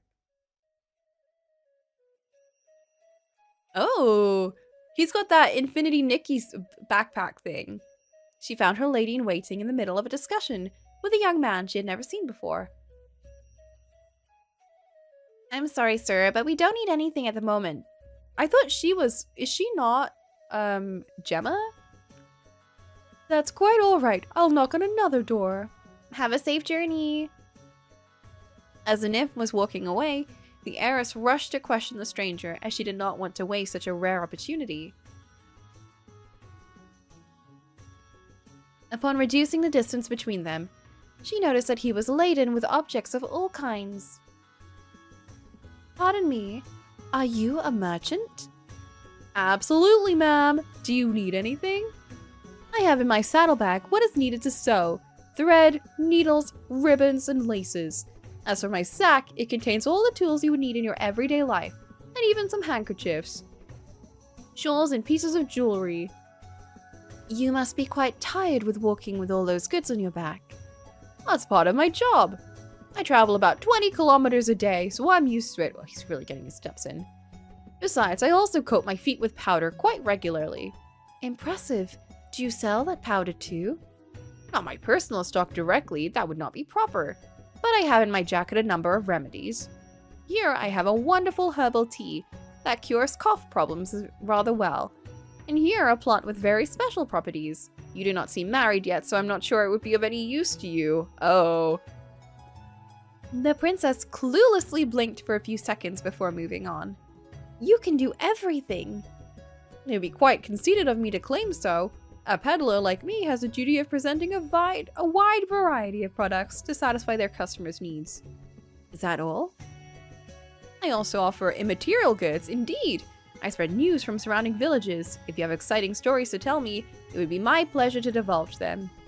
Unfortunately, I have nothing to tell you.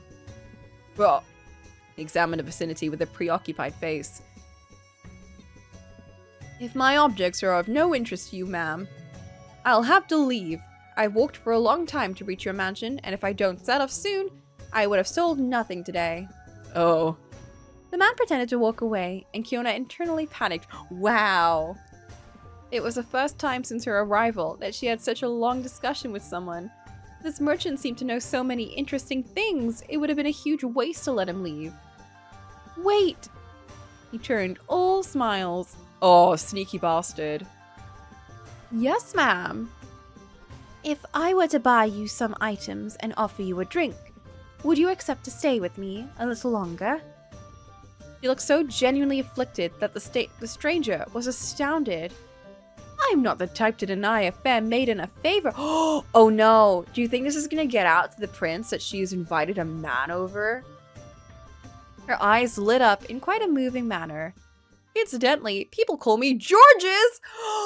Georges, he comes back and he causes trouble. Meet Georges, the merchant. I am Kiona. I already see that. Oh yeah, we're all seeing what's gonna happen. He is very Georges-like. Pleased to meet you, Kiona. You own quite a lovely name. Just as flirtatious. Oh my god. I don't know, maybe we should just be a traveling merchant and run away with Georges. The princess led Georges in the palace and begged the retainers to allow her to buy a few small things. He was watching the scene with an amused look. His interlocutor was visibly the lady of the house. He could guess it based on her rich attires and her way of speaking, but she seemed utterly inexperienced and lost. Could she be a new bride? But she does not wear any ring. Here are your florins. Now tell me everything you know, Georges. Vast topic. What would you like to know? I have heard tales of all sorts during my travels. Are you the kind of person who likes terrifying crimes, involving monsters or disasters, tragic stories, or something more light-hearted? I am not sure to be a thrill seeker, and I am certainly not superstitious. Girl, I just found out they sell a King Kong costume in my city. Go to bed, Cerise! Stop looking at King Kong costumes! It's on sale, no one wants it. I wonder why! You were supposed to be in bed like 3 hours ago. Oh my god. No blood-curdling stories then. Aside from that, everything sounds interesting. Let us start with tragic stories then. Oh, fun! For hours, Georges showed talent in narrating unfortunate love, family revenges and murders, each one more incredible and stirring than the last, so much so, the young woman ended up in tears. He's literally like Georges, but like if he did drama, if he were a theater kid instead of like an artist. King Kong counts as art? Hopefully not used. I suppose if you add a red tie to it. Oh my god. Don't enable this behavior. Guys. Like 30 quid. Such a sale. I mean, that's a good sale for a whole costume. But is it 30 quid that you should be spending on other things? Like art supplies or other clothes? Not a King Kong costume. You know what? No. Live your dreams, Cerise. If you want a King Kong costume, you should get one. I will not stop you from this. She was especially affected by the story of a young woman who had been possessed by a married man without her consent. The wrong spouse had sought revenge and had tormented her in 1,000 different ways. Is this just like, being John Malkovich, but the young woman is Malkovich? A post. My God. Poor girl. What happened to her is awful. Please, take this handkerchief, ma'am. I cannot bear to see you in such a state. Oh no, what if we actually do fall for George's? It is nothing. I just could not help empathizing. The hawker glanced at the sun, which was about to set. I'm afraid that it's going to be all for today, ma'am. It's getting late and I cannot stay. Oh no, already? Instinctively, Kiona pouted, reverting to tearful eyes at the same time. Will you come back to see me? I would not forgive myself for making such a sweet maiden sad. I swear to come to Claremont's domain as often as I can. My God, this guy. The princess briefly regained her composure, even though she was firmly convinced that those were hollow words. R.I.P. Cerise, no. Look at that. No.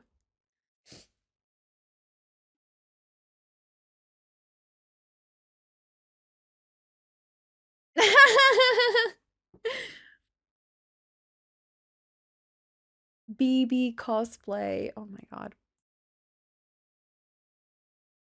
Maybe the new bombshell. Yeah, you should roll up in that. Good idea.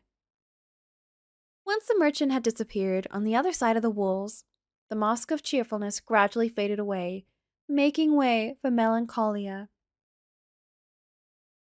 I doubt he will be back. After all, that man is a peddler. You know what? I'll show y'all this if you can't see. If everyone else is not subject to this, I'll let y'all see what this is. Go for it! Alti. Alti. I can't believe this.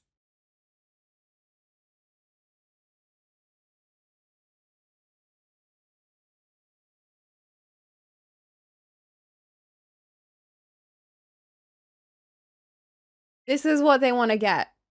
This is what they want to get. Guys.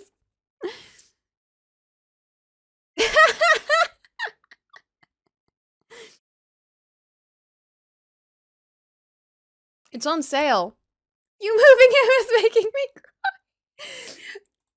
This is your King Kong. Alti. Alti, not Alti. Alti.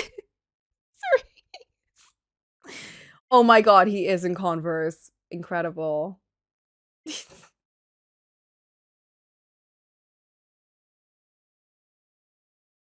I doubt he will be back. The man is a peddler. He would have no interest in keeping me company.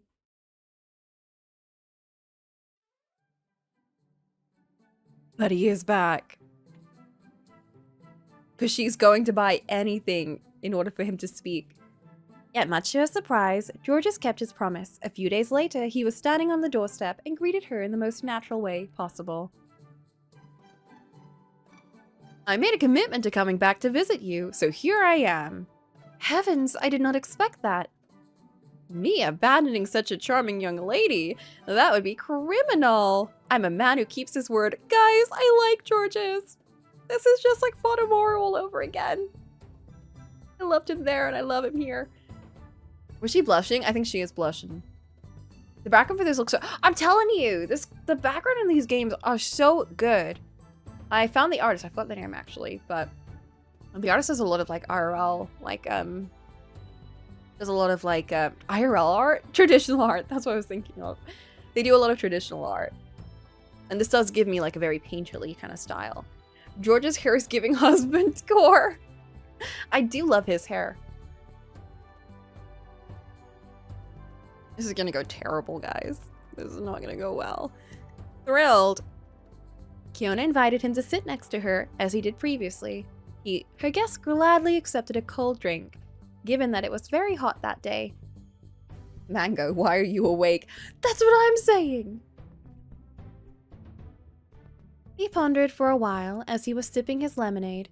Then, after what seemed like an eternity, he put the glass down with a straight face. Forgive me if my question is misplaced, but I was wondering, why do you look so sad? Oh no. The heiress was so lonely in the Claremont house that she could not help confessing all of her misfortunes.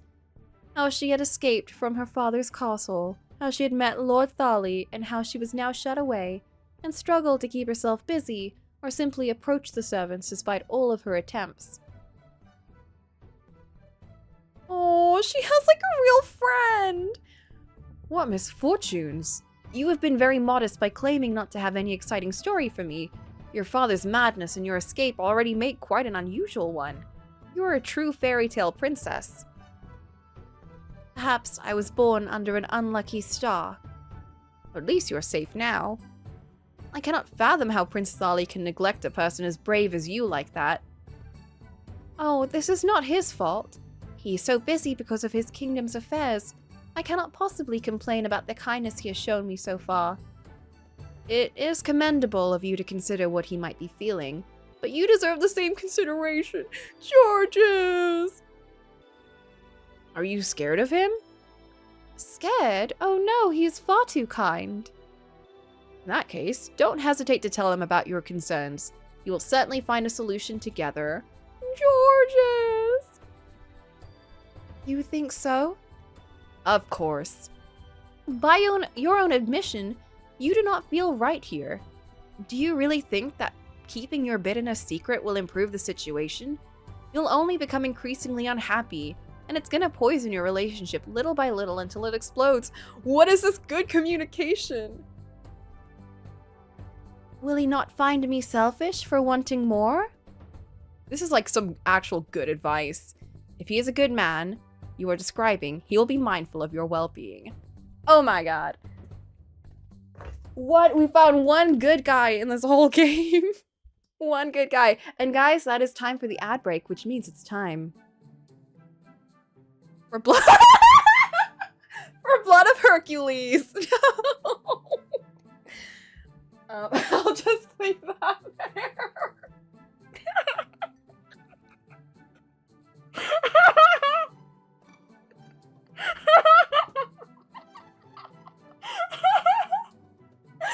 Oh my god! Oh no, that's crazy! Oh, that's so fitting. You know what? Fuck the reading room that I was planning on making for the reading parts of these streams. I'm gonna keep that. That's gonna be the new reading room. That's gonna be the new reading scene. Okay. Oh my god. What a day. Oh, there's my music.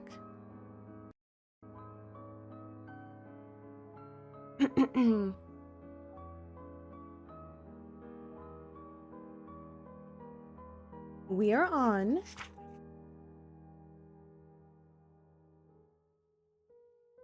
Chapter 12. Chapter 12. Mentor Days. Wake up, a voice demanded. I groaned and pulled the warm covers over my head, but the slight movement made my arms burn with pain. I deeply regretted being alive, brackets, more so than usual, close brackets. It's almost noon, a voice ranted. You need to wake up right now. We have to fuel your body and strategize. Our future hinges on you getting the fuck up. A man was speaking, so I stopped listening. Wait, real? Dreams beckoned me. The toasty covers were ripped away. It was freezing cold, so I pressed my face into a pillow, searching for warmth. It, too, was ripped away. Screaming through gritted teeth, I debated waking up, but it seemed like too much work, so sleep reclaimed me. Hands wrapped around my legs and shoulders roughly. I was lifted into the air, and mint filled my nose. Someone had picked me up. Drool dripped down the side of my face, and I prayed that Carl Goss was embracing me.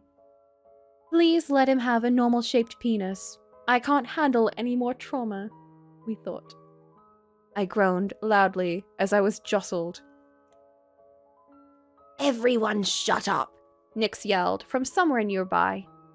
My unsupported back jiggled. How does your, neck. I was like, how does your back jiggle? My unsupported neck jiggle. How does your neck jiggle? And bright warmth suddenly heated my face. There was a strange splashing noise. Abruptly, the hands released me. I was free-falling. Splash. I screamed out bubbles. Underwater and disoriented, I flailed. Garen is near, he's gonna kill me! Swim as fast as you can before he kills you and... I burst out of the surface of the water. Bright sunlight burned my eye as I struggled to catch my bearings and get away from the evil ferryman, who was coming after me in the circuit. Panic intensified. I splashed harder. My vision focused. I stood, brackets, half-keeled over, flailing, close brackets, in hip-deep turquoise water that was warm and tranquil, nothing like the river Styx. A lush green hill contrasted with a brilliant sea, and a sprawling white home was nestled among the plants on the island's edge. French doors were open, leading into a familiar room. Either I was having a hallucinogenic episode, or I was back in Corfu at the Crimson Duo's home. The Aegean Sea, you know what? They've actually made me miss the Crimson Duo, low-key. The Aegean Sea was peaceful around me, sparkling and serene. If I am back with my mentors, then it must be the beginning of August. The bright summer sun warmed my face. In the shadows of the deck, a figure moved. Achilles cut an imposing figure, dressed head to toe in black. A cigarette protruded from the grate of his muzzle. Not the cigarette through the muzzle, oh my god. He puffed out a cloud of smoke. Shadows moved at his legs. Nero wagged his tail, and Poppy glared. Water rippled as another figure blocked my sun. Petro stood over me. He looked pissed. I opened my mouth to ask why he dumped me in the sea, but a groan left my lips. My head throbbed, and white spots dotted my vision. The world spun. Every muscle in my body ached. I rested my hands on my knees and coughed raspily. Red droplets of blood sprayed from my lips, then sank into the clear waters. It was all too much. I collapsed backward into the sea and spread my sore arms.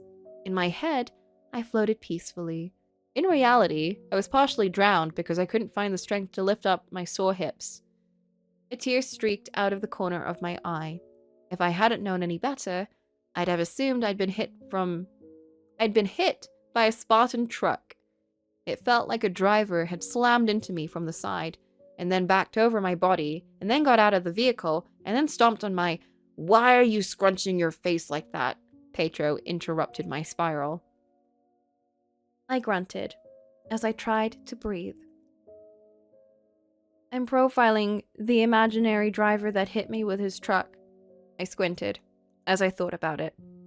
A bird squawked as it floated around the cloudless sky, and I studied it suspiciously. Is it spying on me? Next time, Petro said slowly, don't share. Next time, I whispered, don't ask. How about next time you wake up like a normal person? Petro snapped. Then I won't have to dump you in the sea and watch you drown in shallow water. I rolled my suspiciously moisture-filled eyes. Just let me sleep. Pedro clamped his hand around my ankle and dragged me through the water, so I was right beside him. No, you need to refuel your body after the academy. That's what the 3 days off are primarily for. I've been trying to wake you up for hours, Alex, he growled. Nothing worked. I loathed that name.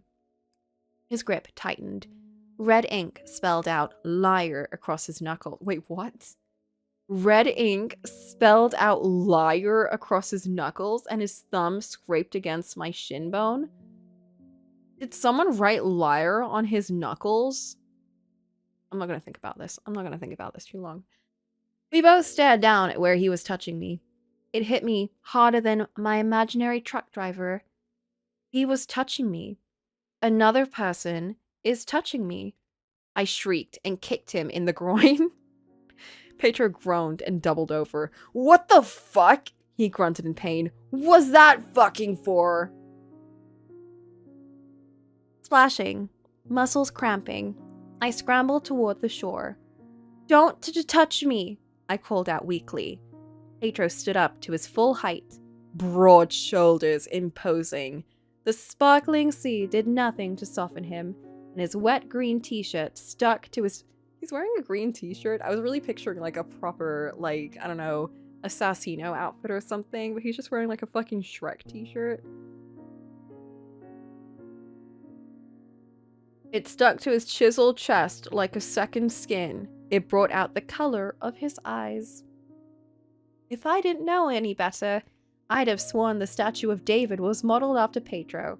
He really was sinfully handsome. Not that I noticed. "What the fuck is actually wrong with you?" he yelled. Anger is a secondary emotion. Me with my therapist. I pointed out helpfully with a dry croak as I backed away toward the land. "You should work on expressing your primary emotions and not swearing." Nostrils flaring, Pedro cracked his knuckles. "Genuine question. What in the fuckity fucker is wrong with you?" I winced. "Why do I keep engaging with the psychotic killer?" Pedro narrowed his eyes. "Got something to say?" The wounds on my feet stung as I kept backing away over the pebbled seafloor, and I shook my head. The momentary courage was gone. I should have never spoken. Alright, I'll stop there. You do not understand how happy I am that we are finally out of that, like, dungeon hellscape. I did not realize I would miss Pedro so much, but here we are, and I do. Oh my god. Kong has been suspiciously silent. Look, he's thinking. He's a little bit confused. He's having lots of thoughts about this. He's gonna be sharing all of that at the next book club meeting. Oh my god, Sage, was that your first Blood of Hercules reading? Oh my god, I'm so proud. I can't believe this. Alright, that's enough. That's enough spooky music going on here. That's Sage's first Hercules. First blood.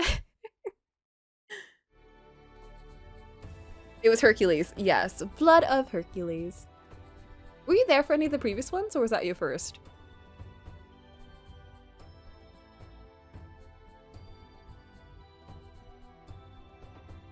Not the lion one! I don't know which I like more, the gorilla or the lion. Oh. Okay, anyway, let's talk to our best friend. I think I've heard once a story, but I could not make out if this one was also- yeah, this is definitely the same one. I've only been reading Blood of Hercules. Fortunately or unfortunately? I don't know. Maybe next time we pick a different book. I don't know if anything could compare, though. Let's say the word combinations were interesting. For real. That's one way of putting it. That's like the nicest way of putting it, I think. If he is the good man you are describing, he'll be mindful of your well-being. Georges. Otherwise, you'll be definitively informed and you'll know to adapt your behavior accordingly. Thank you for your advice, Georges. It's a very small price to pay to bring a smile back to your face. Okay. Alright, Georges. Upon staring at him, the princess thought that behind his somewhat flamboyant and seductive character, he was an honest and considerate person. Will you, out of the good in your heart, read out my King Kong fanfiction next time? I don't have one, but I can begin writing. King Kong with who? Who is it with? That's the important part here. From that moment on, the peddler became both her only friend and her confidant. Andrea from Love Island, I think they could work. I think if he showed up on Love Island games and he was strong enough, then perhaps they might actually get along. You know, wrote her off. I do know some Latin, so I've read a lot of their special story writing back then. You know Latin? Okay. That's impressive. Wow. Wait, what special story writing? Like the original Latin stories? Like you've read them without the translation? Because that's incredible. That's very cool. Always faithful to his promise, he would regularly come to visit her and help her pass the time in good company. In fact, between their conversations and the occasional visit from the prince, life was not so sad anymore. Nevertheless, Georges could not replace the one who was on her mind at all times. Dolly would incidentally drop multiple veiled references when he was present. Uh-oh. You should have given me notice of your arrival, my lord. I have just woken up and have not had the time to take a bath yet. I cannot welcome you while being dirty and in my dressing gown. I don't mind. I'm out of breath and covered with sweat myself. Why not go wash ourselves together? Ugh. Dolly, ew. Where's Georges? Rid is not the right way to put it. Let's say it was a bumpy ride. So you tried. Okay. That's good enough too. That's like when I got through all of Phoenix Wright Trials and Tribulations in French and I didn't really know much French. The offer seemed incongruous to her. Public baths were rarely mixed for obvious reasons, and she did not want to compromise herself like that. My lord, I cannot reasonably accept to show myself naked in front of a man before marriage. Even if it's only once. Only once or 100 times, it does not matter. Undressing in front of you is unthinkable if our destinies do not become one through this sacred bond. Uh-oh. You saw Georges, and now this man is disgusting. I'm like, I've seen a better place. My standards have now been raised. The common decency standard has now been raised even higher. Even if I let you stack donuts on it. In my school, I could choose French or Latin, and I've taken the second choice. Wow, I'm surprised they gave you, the choice of Latin.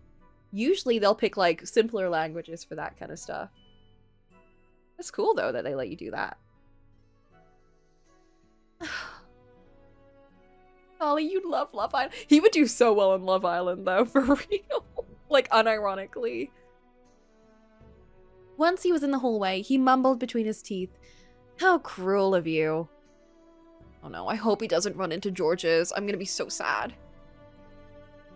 The altercation remained etched in the princess's memory for a very long time. She confided in Georges several days later. With due respect, you do not seem used to the language of love, Lady Kiona. I cannot deny it. I am still a virgin, and I have always been left out of things of that kind. What about you, Georges? Do you have experience? Well... On my travels, I have met various unique women, each one more beautiful than the last. I thus have the unfortunate tendency to build numerous short-lived relationships. Georges, you cad. Could it be that you are a Don Juan? You could say that, yes. But my goal is not to collect conquests and fill a narcissistic hole of sorts. Inside me, or God knows what, it's just very easy to win my heart. He's just... He just has so much love to... He's got so many eggs to put in so many baskets, as Tyreek would say.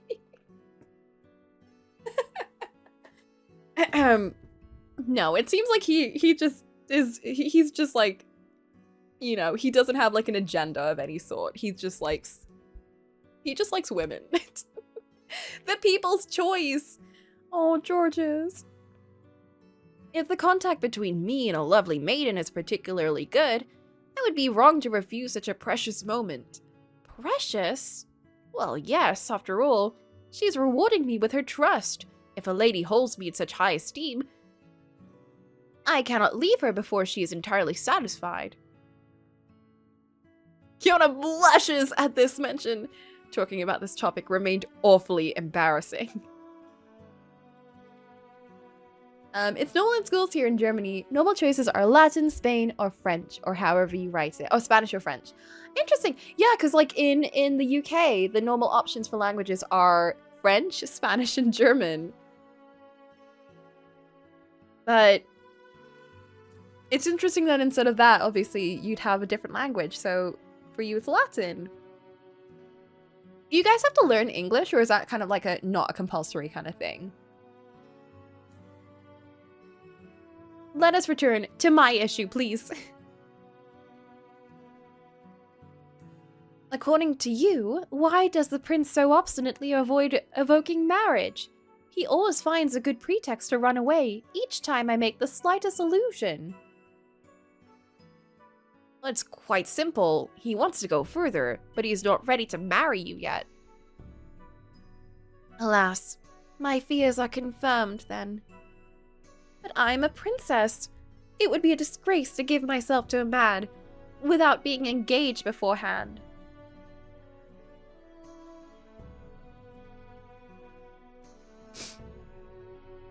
That's exactly why he's hiding his true intents.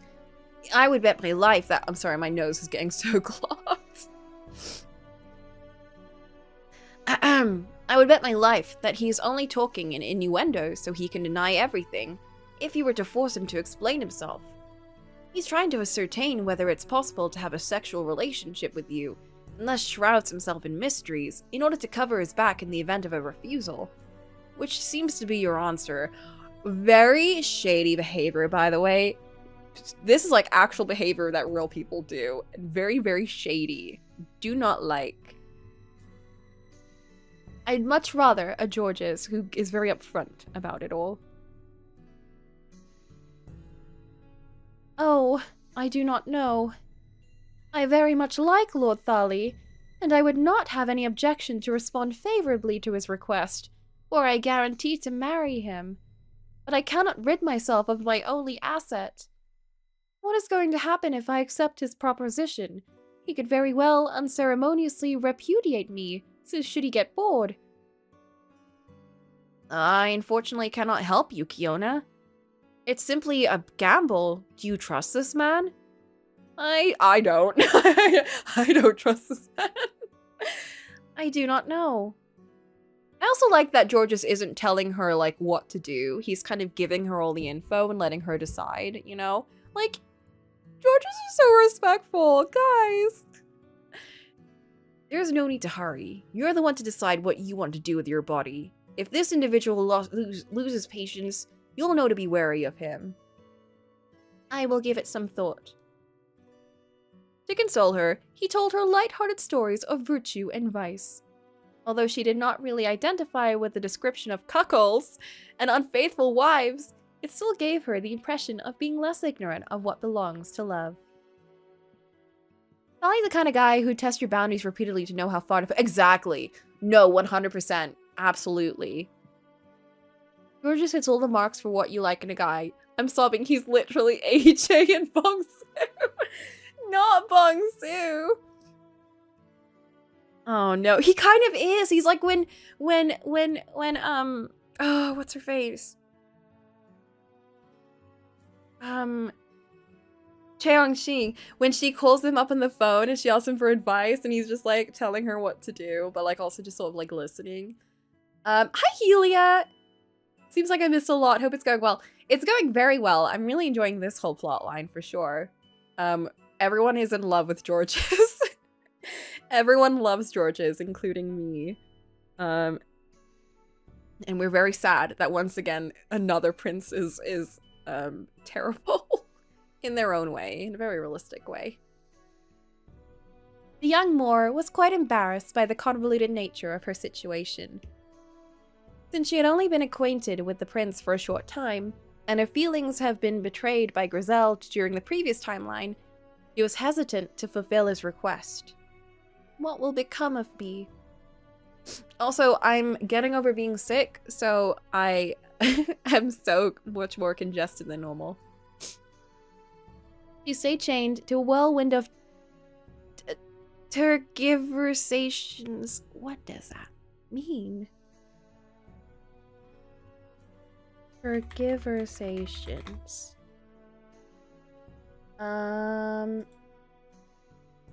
Evasion of straightforward action or clear-cut statement. Ooh. All princes are terrible to story. R.I.P. And also probably real. It's when Tyreek puts eggs in baskets. I've never seen that word before. Me neither. Apparently means evading a straight or not being straightforward. Not knowing what to do until a revelation turned her convictions upside down. I like to stay, but I will head now. Going to watch Conjuring 4. Oh, enjoy! I've heard the previous Conjurings are very interesting and fun. So I hope that one, I've never watched any of them, but I hope it goes really well. Have an amazing time. It was so good. Kiona, my girl, what are you doing? You have been confined in this house with a hybrid status for several months! Nothing is changing. Granting Thali's wish is admittedly risky, but it is a golden opportunity to shake the stagnation that is seizing us. I should be the one to take that chance and prove to my lover that I am worthy of being his future wife. Kiona, no! Her decision was thus made. It was all or nothing. Oh no.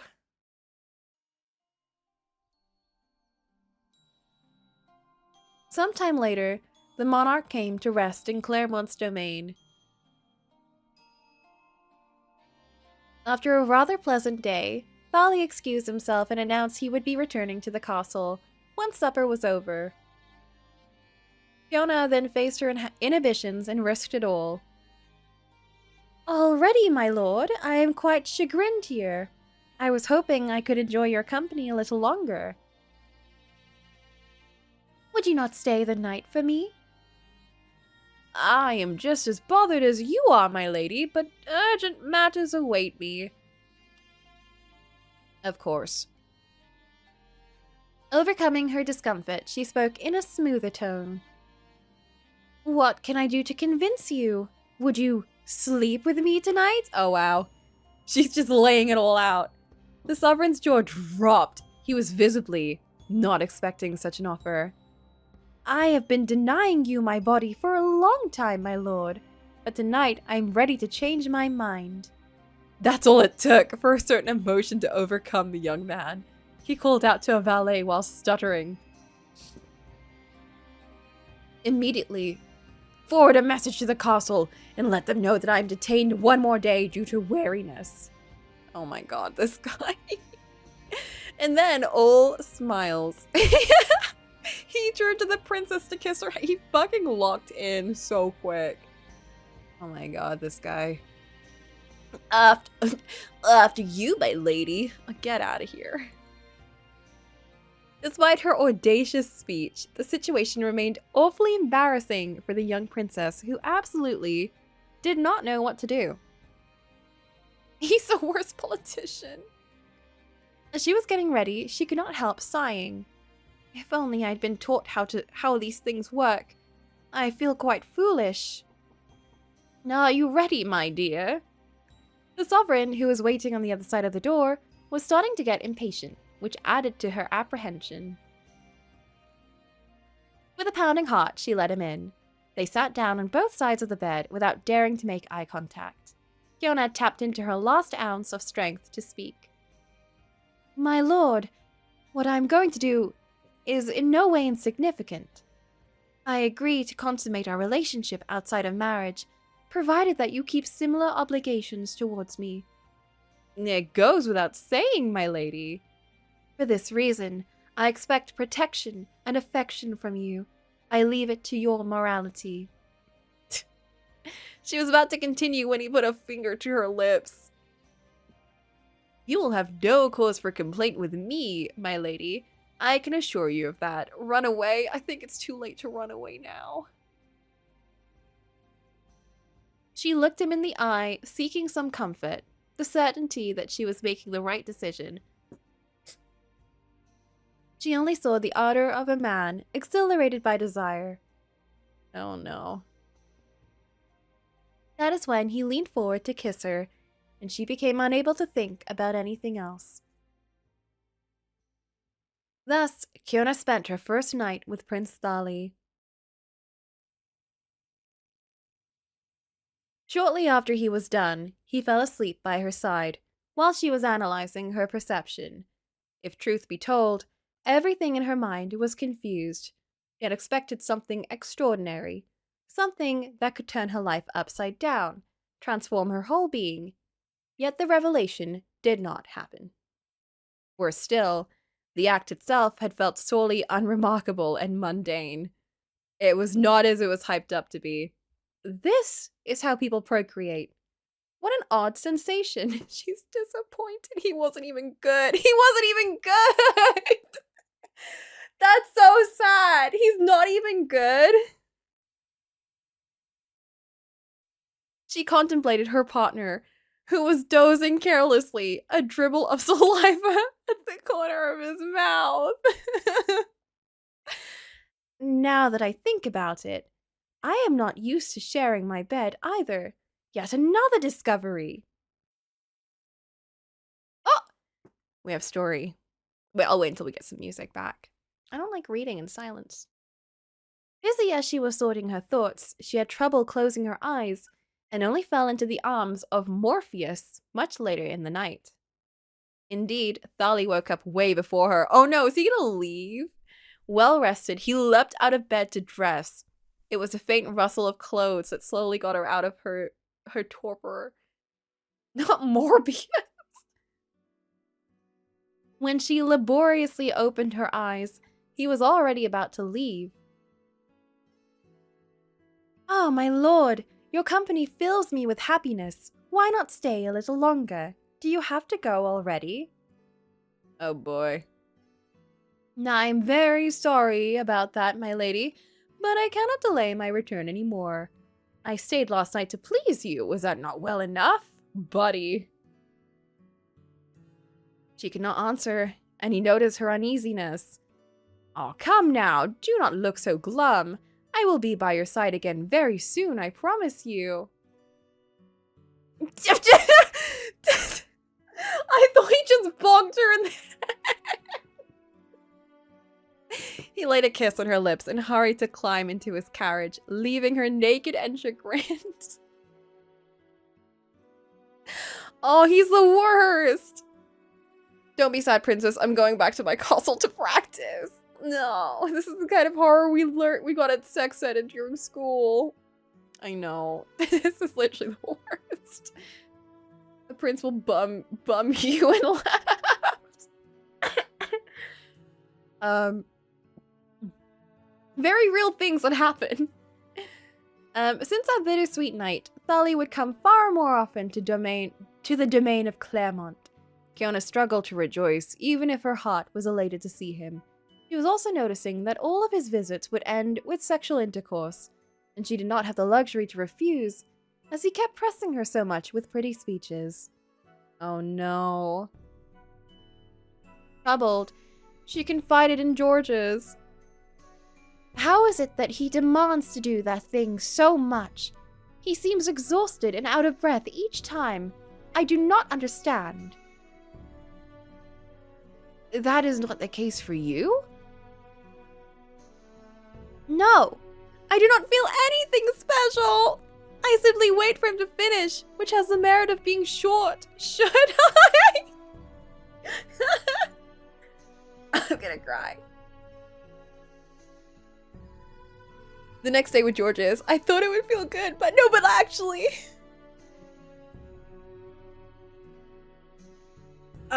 Ma'am, such is the unchanging problem of the fair sex. Sadly, Not all men are true gentlemen. So true, Georges.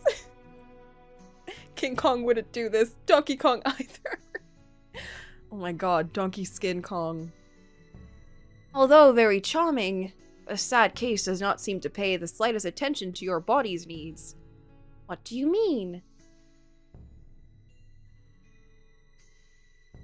I thought Flint said that Georges would also suck. Oh no, no, no, no. Georges knows women. See, Georges gets women. Every woman possesses a tiny bit of flesh that is extremely sensitive above her well of love.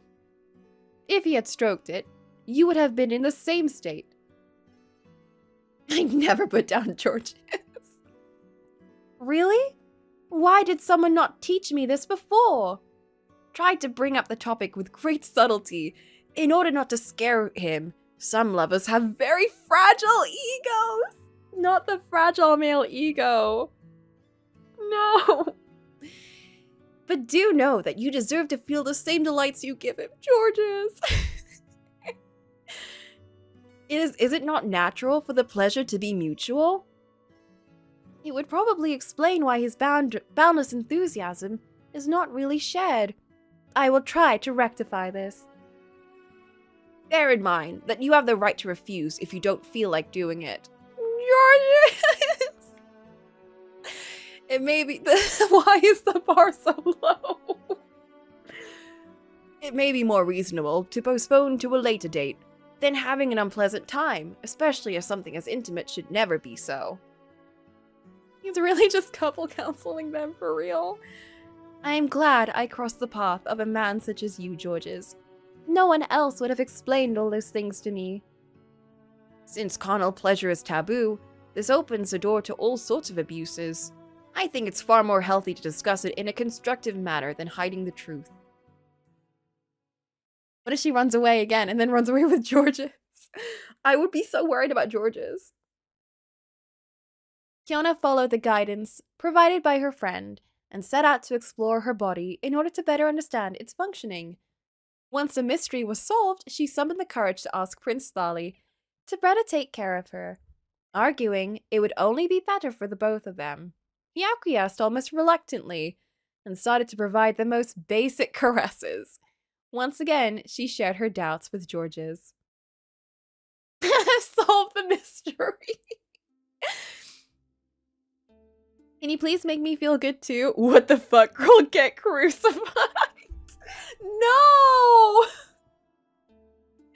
You know that Griselda would react that way for sure. If she was like, could you please pleasure me too? And you're like, disgusting.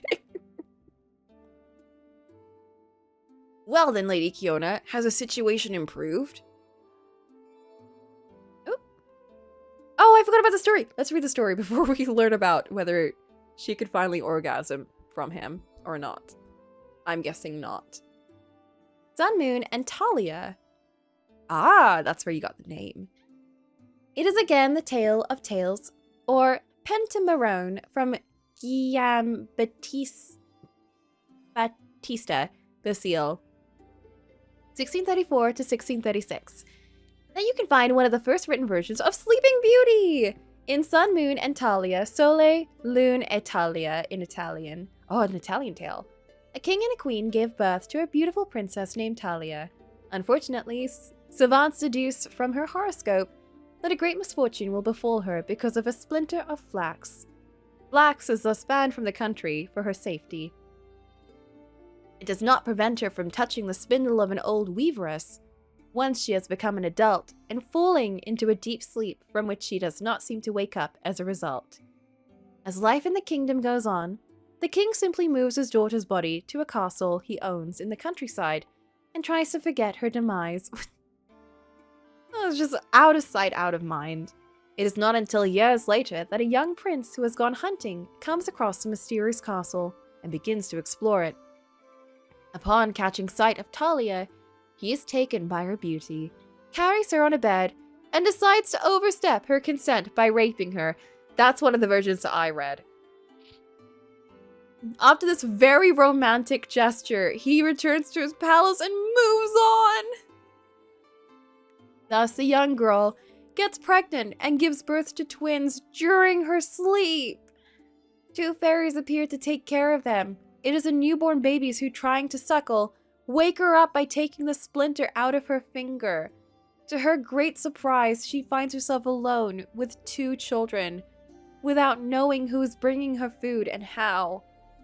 But as he has not entirely forgotten about her, the prince comes back to see what has become of her, and fortuitously learns about her awakening. He explains to her what happened and stays with his new family for some time, overjoyed. Unfortunately, other matters await him, and he cannot eternally stay, but he swears that he will come back as soon as possible. I see why you named him Thalia. That's interesting that each of these fairy tales, the princes that are part of them both are named after the princesses. But yeah, that's the version that I heard about for Sleeping Beauty. And I hate it. Terrible. Has the situation improved? In a sense, the Lord has agreed, but he always gives up halfway through the process, so I never have time to finish. That's not proper of him. Our relations are far more pleasant, because I finally feel something, but I also feel the frustration growing. I'm afraid that your advice has turned against me. Oh, my apologies, I merely wanted to help. This is not your fault. Georges pauses for a moment. With your permission, I have always thought that the intimacy that we develop during sexual intercourse revealed the true nature of a partner. What are you trying to tell me? Well, someone who seems highly respectable can show their true colors when stripped of all clothing. True. Very true. Brenton Thwaites, who played Nightwing and the prince in the first Maleficent, would never... Okay, I don't know about the first one, but yes to the second one, because I've watched that. In this instance, I fear that your beloved is either too indolent or cares very little. What does indolent mean? I am decidedly unlucky.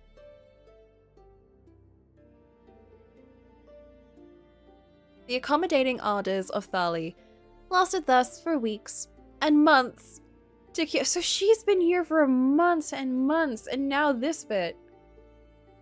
To Kiona's utter despair, as she had hoped to change her daily life more deeply than that. Like lazy. Oh, okay. She could not deny not being as bored thanks to the increased presence of her lover, but the promise of marriage still was not coming. She sighed. What is the point? Although we occasionally sleep in the same bed, he never stays in it very long. If truth be told, the monarch even started to devise a strategy that she did not like at all. Instead of remaining by her side all night, he was now finding a way to sleep with her right before dinner so that he could gobble his meal and jump into a carriage shortly after. Oh my god, he's getting worse and worse. This is not a conduct befitting of a prince.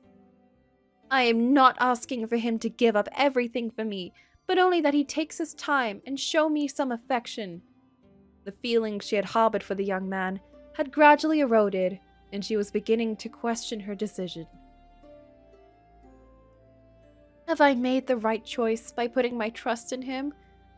Oh... I mean, I'm not gonna say it's an incorrect choice, because how are you ever supposed to know if someone is worth putting trust in, you know? Like, it's always like it's not an easy decision, you know? It's just like you make the decision and then you find out after, and then you find out whether it was right or wrong. And it really is a 50-50. Thali does not have Grizel's choleric temperament. I know he will do me no harm, but he always seems so detached, so elusive. I never know what he thinks or what he wants. Who am I to him? apparently just a piece of meat. The answer was quick in coming. A few months after the start of their carnal relationship, Kiona noticed that her abdomen had become very much swollen. I should have thought because of obviously the Sleeping Beauty story. Since their last bleeding, they've been a while since the last bleeding, there could be no doubt she was pregante. Overjoyed, she thought that her problems were solved. Oh no. Very, very rewind the time. Godmother, please come back. This time I am sure of it. Thali will agree to marry me. He has to take responsibility for impregnating me, and I believe he is a man of his word. Oh no, I don't know. This is gonna go well. They smash your belly when you give birth. It's not fun. Have you seen WWE? What are you talking about? Thus, she waited for the upcoming visit of her lover to tell him the good news. I'm so scared. My lord, I have something very important to tell you. I'm listening. What is happening? I think I am carrying your child. The prince contorted himself at once as a result of surprise. His jaw and eyes wide open, he stared at her with stupefaction for several long and quiet minutes. When he finally pulled himself together, his face looked radiant. Never had the young Moor seen his eyes shine so much before. She laughed at his reaction. Are you happy, my lord? If I am happy? My lady, this is incredible news you are announcing. I am elated. Since how long have you been hiding this from me? I've just received confirmation. In any case, the surprise worked. May I touch? Of course. He instantly got down on his knees to caress Kiona's belly and press his ear against it. You are right, I think I heard something. Thali got back on his feet and took her in his arms, ecstatic. I look forward to seeing if the baby will be a boy or a girl. Naturally, a boy would be more desirable to carry on the lineage. Allow me to interrupt you for a second, my lord, but what will become of me? Oh boy. I beg your pardon, my dear. Now that I am carrying your child, are you going to marry me? You know that the status of concubine is unfavorably looked on. I want nothing more than making our union official. Uh-oh. The prince's smile abruptly faded. So cheerful a few seconds ago, he became anxious, and she prepared for the worst. Sadly, I cannot grant your request. But why? Am I not good enough for you? That is not the problem. You see, I've not been completely honest with you when you brought up this question the first time. Very. What do you mean? He's married. Aha! Aha! He reached into his pocket and took out a ring that he placed on his finger. In reality, I am already married! A wife was chosen for me when I was still a child, and we walked to the altar several years before I even met you. Oh my god. What did I say? What did I say? Oh my god, it really was one of the three. Fiona faltered. It cannot be. That is unfortunately the truth. Had I known you earlier, I would not have hesitated, but I cannot divorce my wife, and I certainly do not have the courage to have her murdered. Yeah, I don't think I want her murdered either. But then, wait, that's... Okay, what am I to you? Obvious discomfort seized the monarch. Your hairpin can puncture a man. My mistress, if it suits you, have I not kept all my promises thus far? You have a property, retainers, access to food and clothing. I even come to visit you so you are not too lonely. It only depends on you that this happiness continue. So I can only live hidden away? It seems to me that concubines are girls that it would usually be scandalous to marry, yet I am not of low status. Confronted with the young woman's increasing dissatisfaction, Polly tried to look reassuring. I am well aware the situation is not ideal, but take that as a long-term gamble. If my wife dies, or if circumstances are in your favor, you will take her place?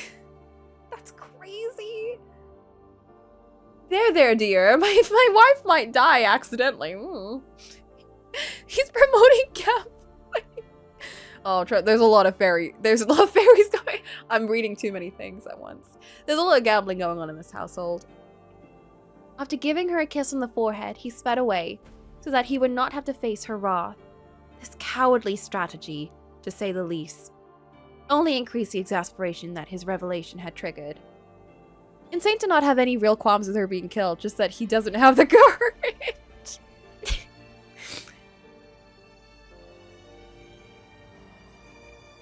Fiona stayed on the patio long after he left, her fists clenched. She necessarily felt betrayed. She had pinned all her hopes on the fact that she would wed the prince, and he had led her believe so with the sole purpose of obtaining sexual favors from her. From the very beginning, marriage was impossible, and he did not tell me. Even worse, he encouraged me to have illusions. What kind of man has the audacity to conceal his wedding ring? It is disrespectful of the one who shares his life, and extremely deceptive. She was so furious at having been mocked that she brooded for hours, her princess pride cut to the quick.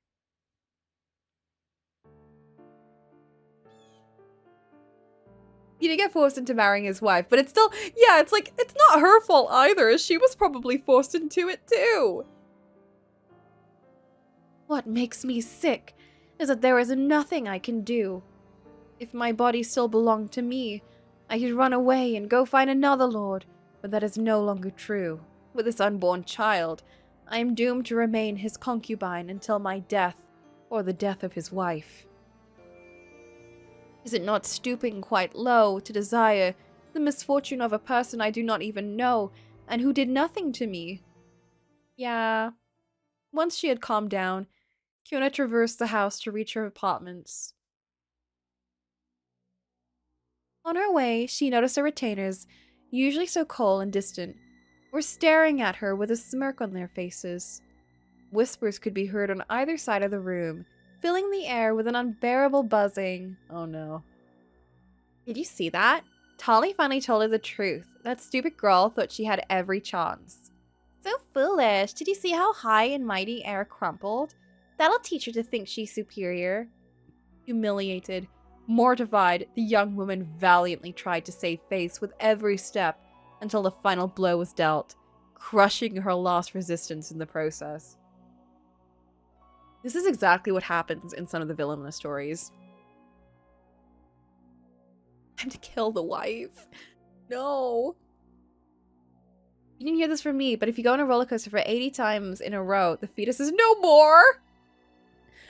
Is that true? Princess or not, she deserves the same treatment as the others. The others? Of course. Did you not sincerely believe Lord Thali had stopped at one mistress? He has several of them. And he's keeping them all in that way? Only those he deems worth the effort. He goes to brothels during his trips in town and sometimes also gets it on with servants directly. Oh.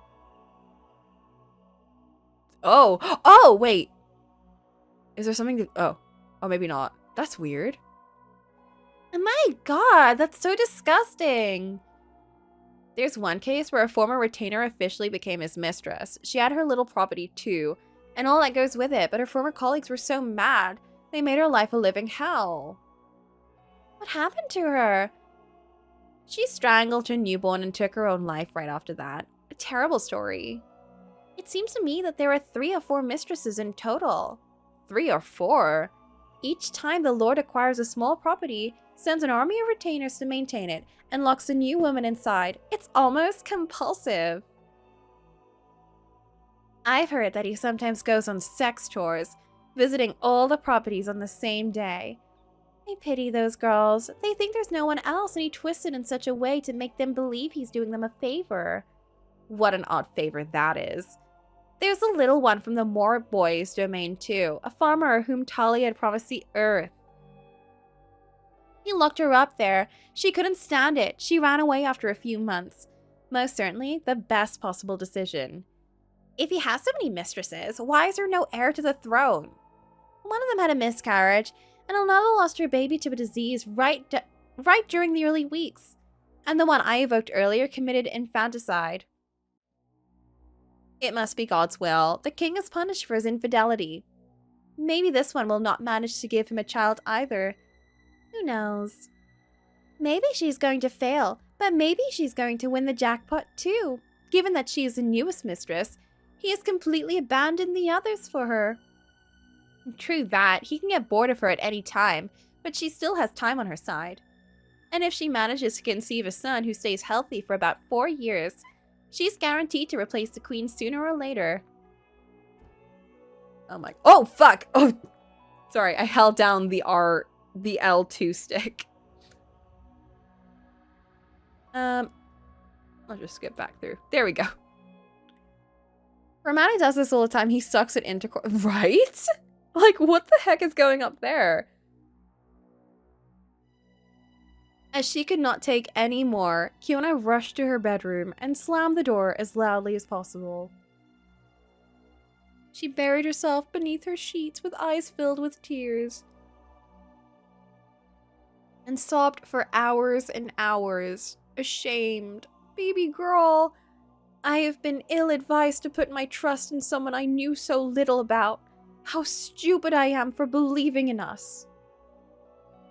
Why am I always so unlucky? I merely wanted to do what is expected of me, getting married and becoming queen. Barry, forget rewinding time. Remove the man's balls. Oh my god, yes, please. Should I really cling to that last hope and wait 4 years before finally acceding to the throne? Do I even have the slightest certainty that he is not going to disappoint my expectations once again? It's interesting he chooses people who have no choice, servants who can't turn him down, sex workers, and naive maidens.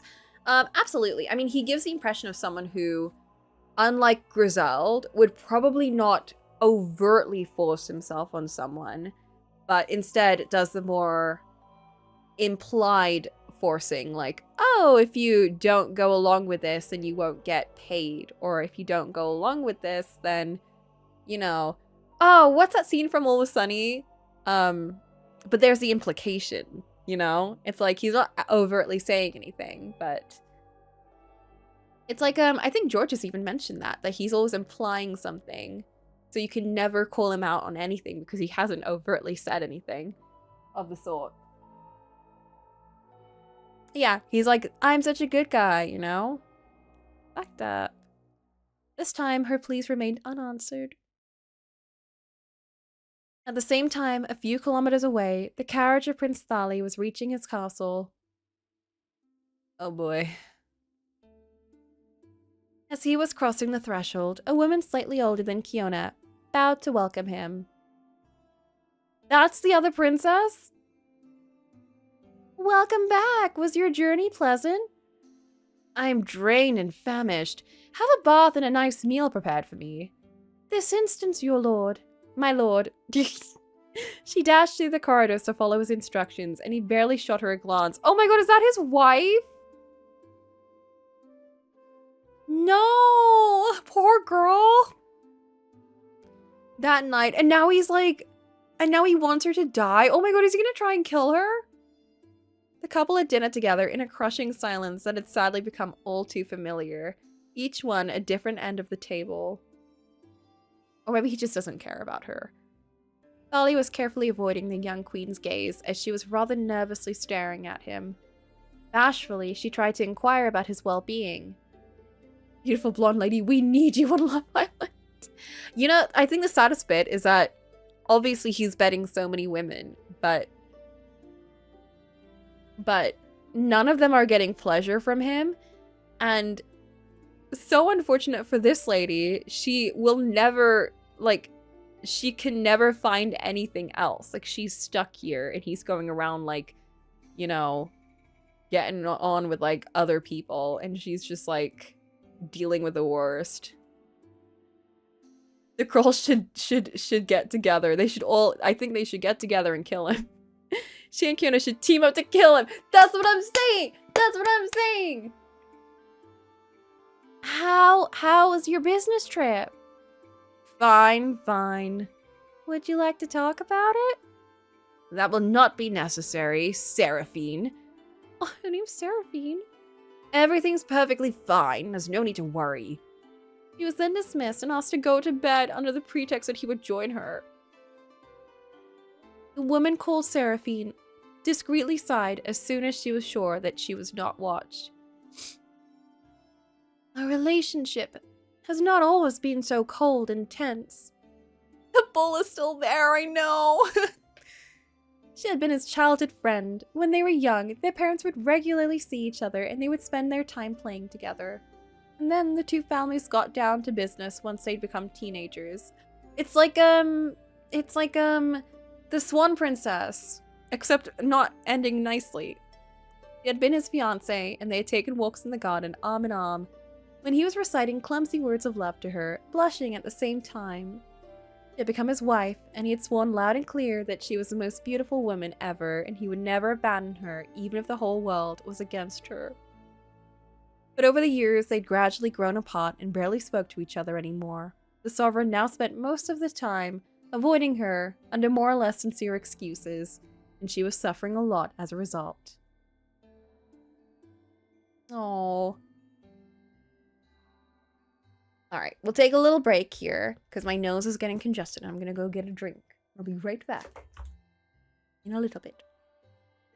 And then we'll see the sad fate of poor Seraphine and all these poor women in this story who have to deal with these horrible men. Only Georges can save, you know, one of us, maybe by being a friend.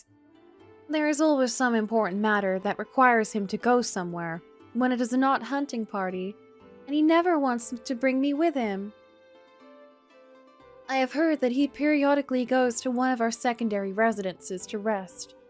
Why would he need to rest? Because of me? Honey, no. How he must hate me if he needs peace so much and would rather lie to keep me away from him. Leaning in a dejected posture, she wiped away a few precocious tears before putting a hand on her forehead. If only I could give him children. Perhaps he would take more care of me. The queen was not the only one to complain about the situation. Left alone in the banquet hall, the young king was looking at the tapestries on the wall without seeing them. What should I do? It's becoming quite urgent for the kingdom to obtain heirs, and my wife seemingly cannot give birth. Thus far, none of my mistresses has made this miracle happen, but the tide may finally be turning. If Lady Kiona were to give me a son, it would be legitimate that I ask her to come to the castle. But I am very fond of Seraphine, and I would feel uncomfortable repudiating her. Furthermore, her parents are likely to turn against me. And she may very well not be able to handle the separation either. She has always been fragile. Oh my god.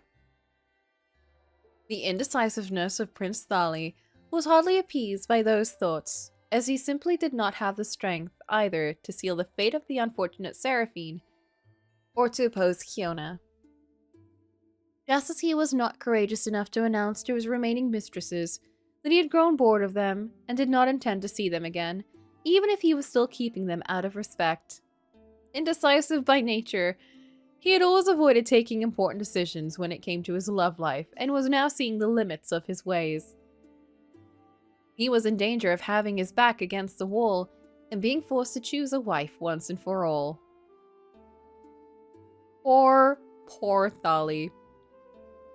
This prospect was making him feel deeply uncomfortable, and he preferred to delay the inevitable. Any resolution would be hasty, after all. I do not know yet if the unborn child is going to live, so, we don't want to do anything too hasty. Let us wait and see how things progress. If Lady Kiona insists, then I will seriously think about it.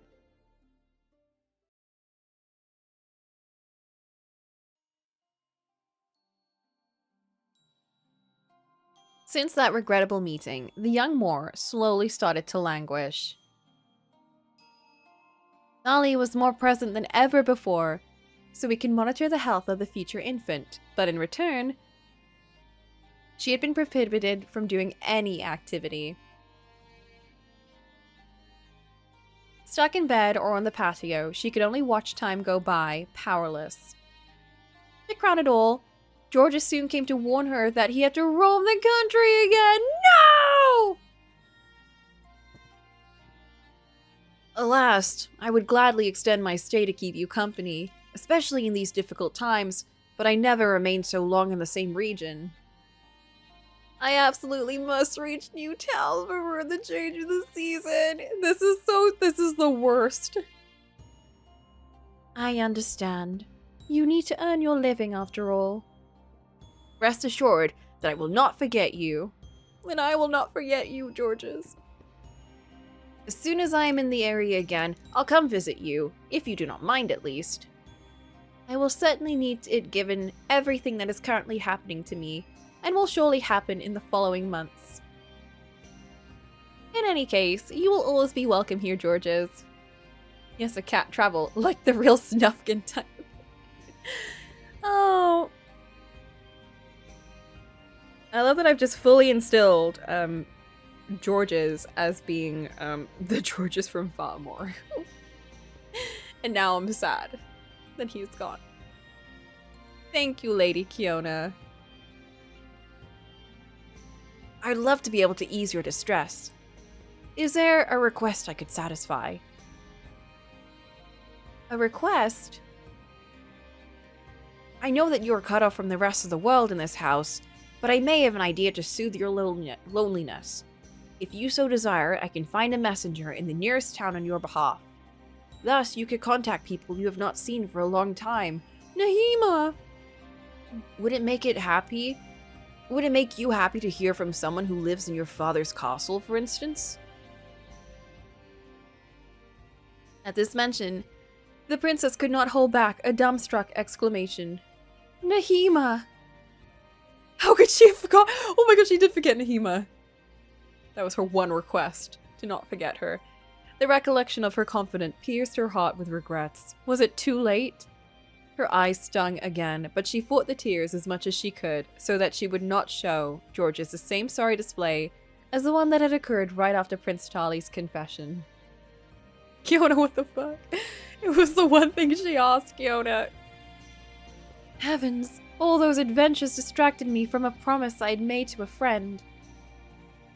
If possible, give me news from my homeland, and if you manage to find my lady-in-waiting, Nahima, I would be very grateful. It'll be my pleasure to sweep your grief away, Georges. Dry your tears, sweet Kiona, and be prepared to receive a letter shortly. No! Thus, the only positive presence that was warming the young woman's life went away with the onset of winter. Deprived of any kind of pastime, she returned to dying of boredom again, while waiting for that letter that was due to arrive soon, her only remaining source of hope and comfort. Unfortunately, the missive that arrived weeks later did not deliver good news. Following the death of the magical donkey, the kingdom had permanently fallen into ruin. Riddled with debts, the king had suddenly vanished into the night. Rumors had it that farmers had seen him flee, but no one knew if he was dead or alive. In fact, all of the inhabitants had progressively deserted, and there was no way to know what had become of Nahima in the meantime. Fiona sent the messenger some crowns so he would make further researches, but did not hear from him again. Perhaps he was still investigated and had not found any trace of the young Moor, unless he had simply run away with the money. Very likely. Oh, Nahima, how I regret neglecting you. If only I had not been so preoccupied about marrying Thali, I could have found you before you vanished. Already made miserable by the fact that the monarch was considering her as a mere mistress, and retainers were making fun of her fate, destroyed by boredom, Kiona began to develop an increasing feeling of guilt and believed she was the sole person responsible for all of her torments. Aww. At her lowest and in dire need of solace, she ventured to summon her godmother on a day where she was especially depressed. Fairy, please! The whirlwind of colors in which the fairy appeared suddenly felt nostalgic to her. Long gone are the days when I was living in my father's castle. Only a few months had elapsed since her escape, but those felt like years in her mind. She therefore allowed herself to be distracted by her memories. I swear it's been at least more than a year by this point, because it had been months that she'd stayed here, and then months since she'd started, like, relations with Thali. And, oh, I guess, she's not actually, like, given birth yet, so never mind. Seeing that she was elsewhere, the fairy cleared her throat and interrupted her reveries. You asked to see me, princess. The young woman collected herself, a hint of crimson on her cheeks. Oh, absolutely. Well, here I am. Do you need my magical powers for a favor? Unless you have finally decided that what your wish will be. Nothing of the sort, godmother. I would simply like to spend some time with you. Medea immediately frowned in a mix of disapproval and amazement.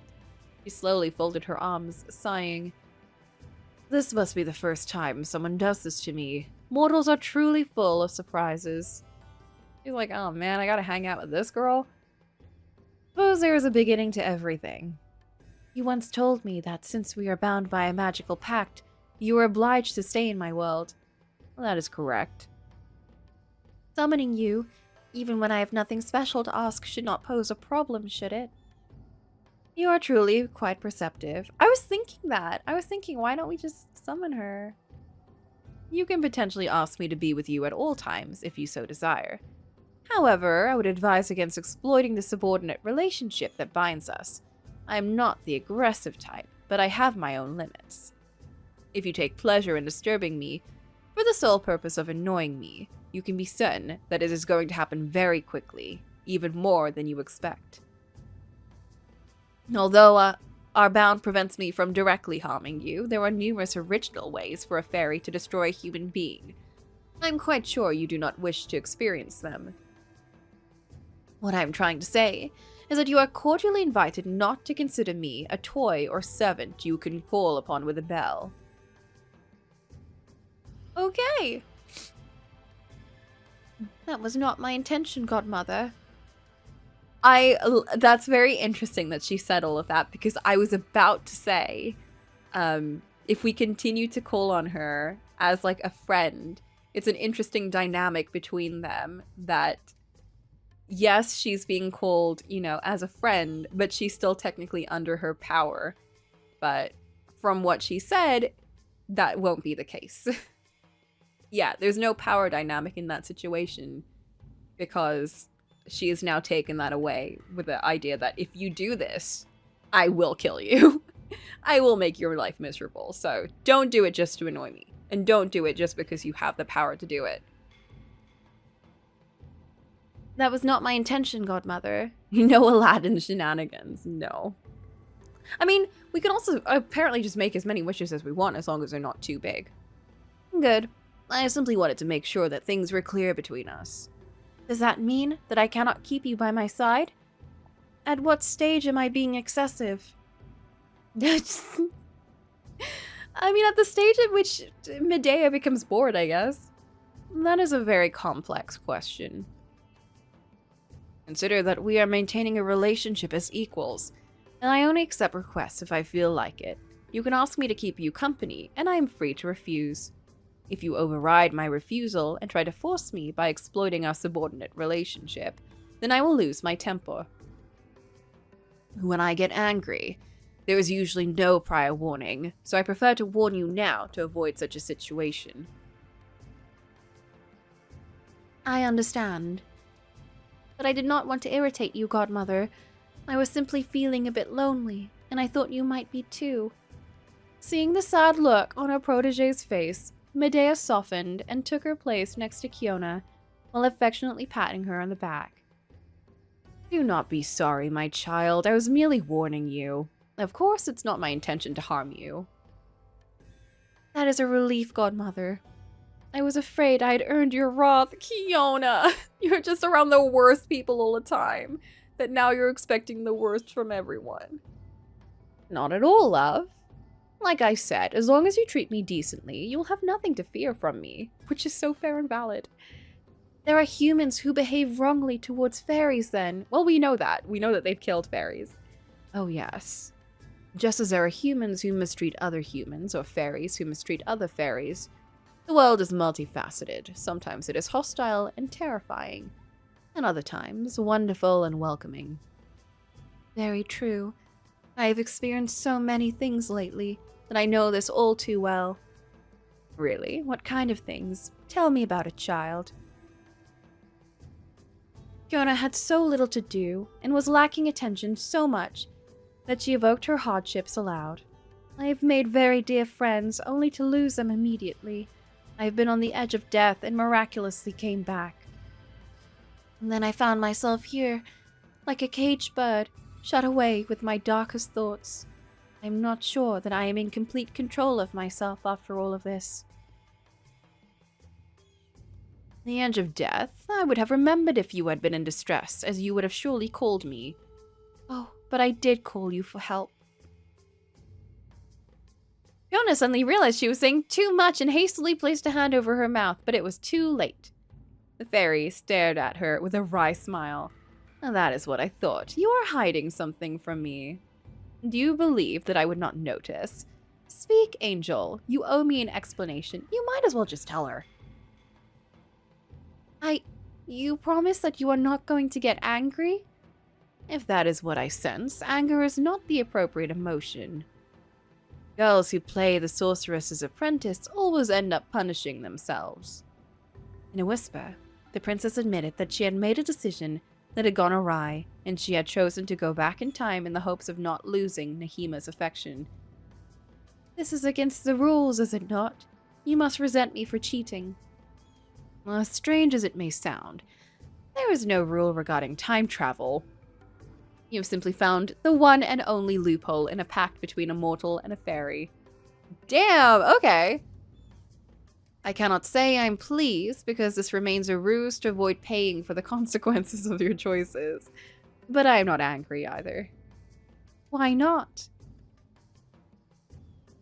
You see, it is impossible to control time entirely, even for us fairies. When you thought you had found a way out, you actually got caught in a vicious spiral. Once you have tasted that kind of power, it becomes difficult to live without it. Yet time does not let itself be harnessed like that. The slightest mistake can have disastrous consequences. I have seen this firsthand. I thought I was saving my life, but I just reached new dead ends. Exactly. You have thus punished yourself. I can see it in your behavior. You seem isolated and bruised. It's not proof that there is, in fact, no way to flee from the consequences of your acts. You thought you were cheating, but you were actually just following the rules of the game. And if you were a reasonable girl, you would know why it is a terrible idea to make that request of me again. I understand what you are saying, Godmother, and I take no pleasure in traveling through time. But do I only get to choose? The first time I was in a hurry, and it was the only idea that crossed my mind. And since then I've been in danger multiple times, and I rarely get the opportunity to think about it. As there is a precedent, I even tend to ask you the same wish out of habit. This is a trap you must definitely not fall into, love. Do not let yourself be sucked into the vicious spiral, or you are going to pay the price for it. You must break the circle before it is too late to do so. If only it were that simple. Regardless, Know that you should not hide this kind of thing from me. I did not retain memories of the events of the previous timelines, as you are the only one who travels through time. But I am still a fairy. I immediately felt an anomaly within you, like remnants of magic. I'm also perceptive. The slight change of behavior, like interrupting me, is bound to arouse my suspicion. Consequently, if by misfortune you come to return to the night of the pact, you must immediately inform me of the situation. Do you understand? Yes, Godmother. I can assure you I will take you very seriously, and I will do my best to give you assistance. I am relieved to hear that. I was so scared you would use your magic to turn me into a frog. Honestly, that might be the best thing to do right now. Medea chuckled. I can assure you, I have much more style than that. Besides, what would I gain from leaving you in this chaos? Do not forget that as long as you go back in time, it means I am trapped in our pact, and doomed to grant the same wish over and over again. You do not seriously believe that it would delight me, do you? I had not thought about it that way. I apologize. She rolled her eyes. You are forgiven, eh? Just do me a favor and try not to find yourself in such a situation in the future. That is all I want. Very well. We are on the same wavelength then.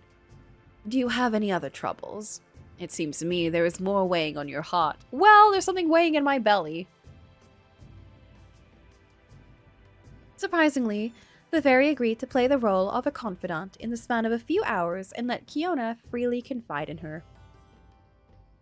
Due to her initial protestations, it was clear the fairy was understanding and genuinely sympathized with her protege's turmoils. The most powerful form of contraceptive, fairy. Yet it was not difficult. I think it might be too late. We might have to like yoink the baby out. It was not difficult to imagine what the rage of such a powerful and dangerous creature would look like. This is why the princess mentally made a note of never making an enemy of her. Is that all? I think so, Godmother. I hope you feel a little bit better. Way better. Thank you for sparing me some of your time. Fairy, if I don't have time travel, can you push me down the stairs? Oh no. She did say that if she does somehow end up traveling back in time again, because she didn't tell her that she can't, she just said that she advises not to because she'll just fall into the same cycle. So if we do, that we should tell her at least. Can we meet again? I would rather you not summon me every week, if possible, child. I'm not made for living among humans. Today was an exception. The young woman looked down, disappointed. I understand. Do not lose heart. Your future is filled with possibilities, and I am a mere fairy. I have no place in it. Medea pretended to stand up and turned at the last minute. If it is any consolation, princess, know that your lady-in-waiting is safe. Oh! Her protege's eyes widened straight away. Nahima, she is alive then? That is all I can tell you at the moment. Be good in my absence. With those words, the fairy vanished in her colorful whirlwind, leaving Kiona alone on the patio. Thanks to that brief moment of respite, she felt better for a while, but did not dare to call her godmother again because of the promise she had made. Why don't we just ask the godmother to, like, just pop by whenever she can? Like, whenever she wants to. It does not take long for boredom to strike back. Yeah, it would for me too. It would take me like an hour, to be honest, for boredom to strike back. Months went by with suffocating slow speed as anxiety was eating the princess alive. The mortality rate being quite high at the time, there was a strong chance that she would not survive the ordeal awaiting her, and she was perfectly aware of it.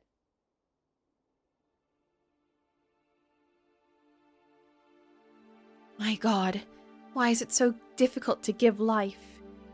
I pray that I will cling to life. I pray my child will too. Make it so that we both make it. My fate is in your hands.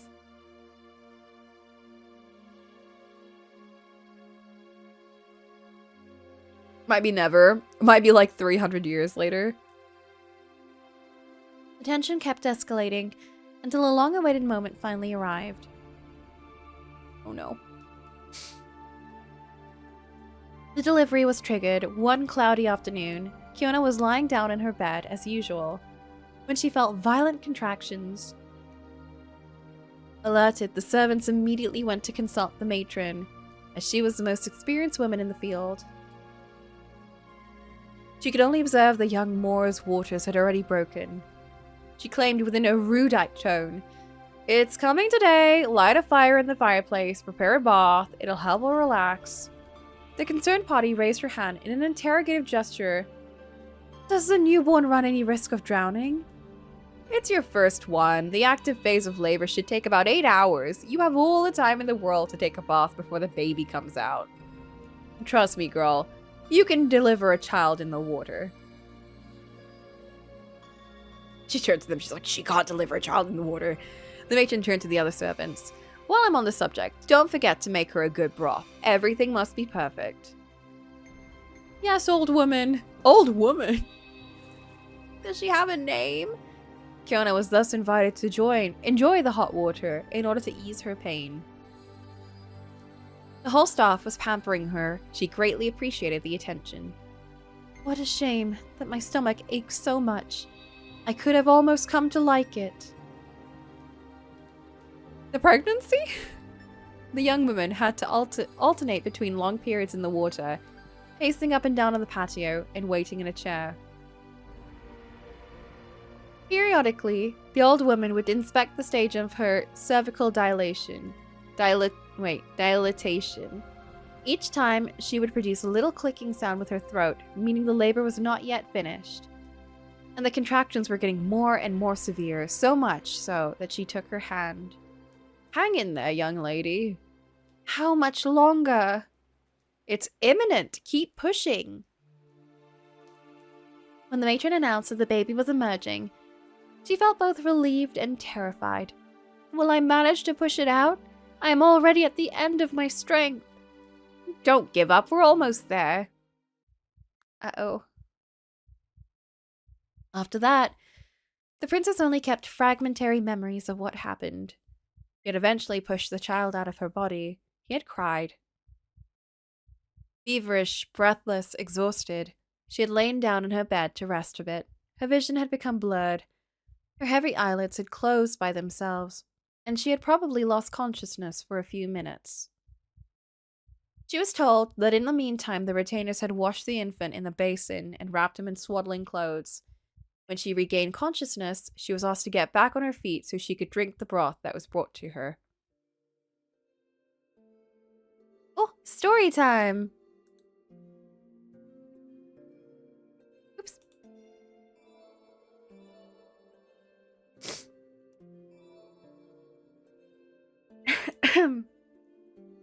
Old Mother Frost, or Mother Hole, depending on the versions, Frau Hole in German, is a tale told by the Grimm brothers in children's and household tales that covers the same basics as Cinderella, a mistreated heroine and an inflexible stepmother who favors her own daughter.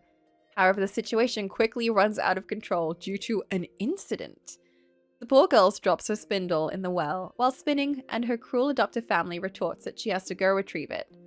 Desperate, she jumps to meet what should be her death. Yet she wakes up in an enchanted kingdom where a powerful sorceress named Old Mother Frost lives. The young girl works for her in exchange for a good life and spends some time there before missing home. To reward her hard work, Old Mother Frost sends her back with a shower of gold, and she returns to her world richer than ever. Man, I wouldn't have left Old Mother Frost. That's just me. I would have stayed with her.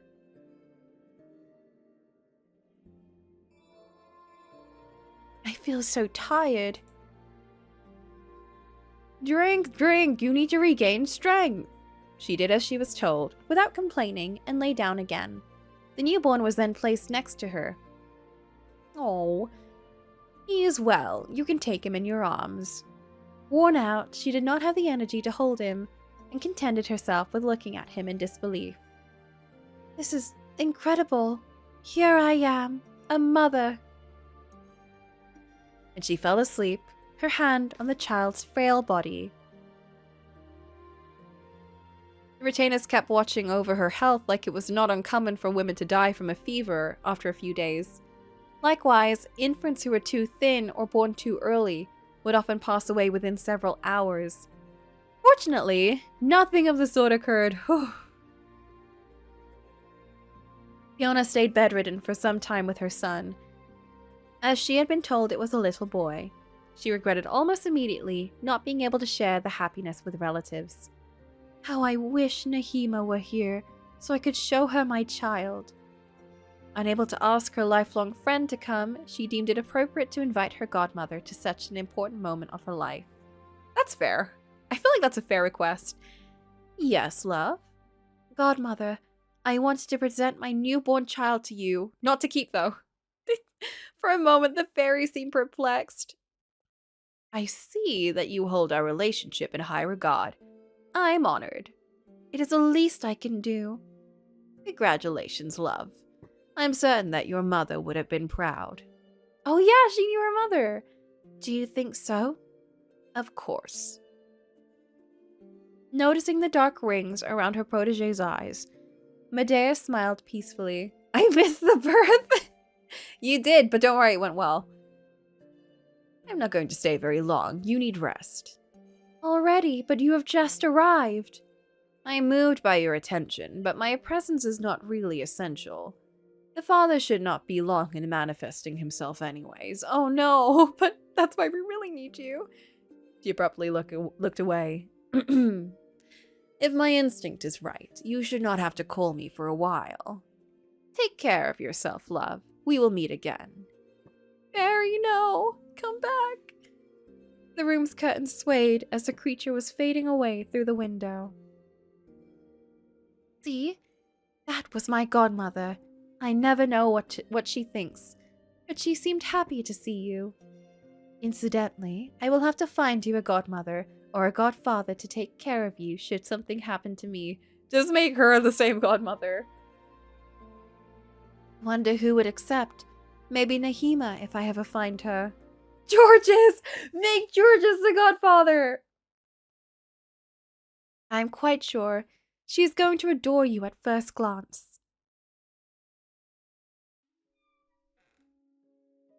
Why does he look so perturbed? Isn't he happy? This is what he wanted. Shortly after Medea's lightning visit, and once it was decided that Kiona was in a condition to have visits, Vali rushed over to her bedside, his arms full of presents. The young mother was moved by this attention and received him quite amiably. How do you feel, my lady? I was still weak a few days ago, but I feel a lot better now, although I sleep very little.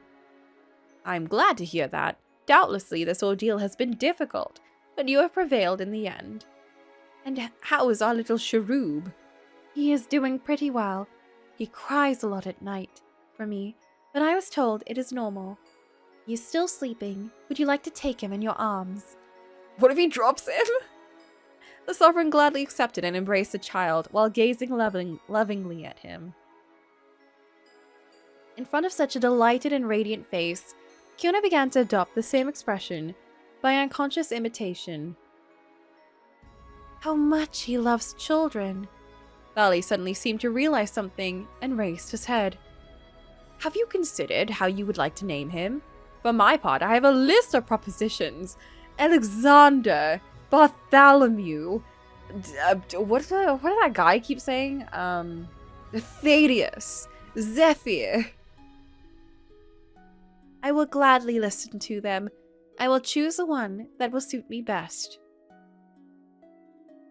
After multiple enumerations and heated debate, it's true, he'll never settle on a name, but that's why Kiona is naming him.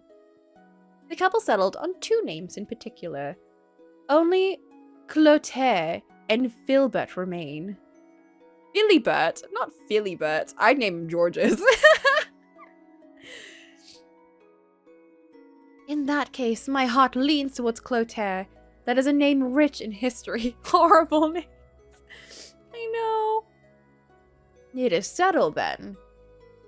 Oh, brother. Let us welcome little Clotaire, my ray of sunshine, whom I already cherish.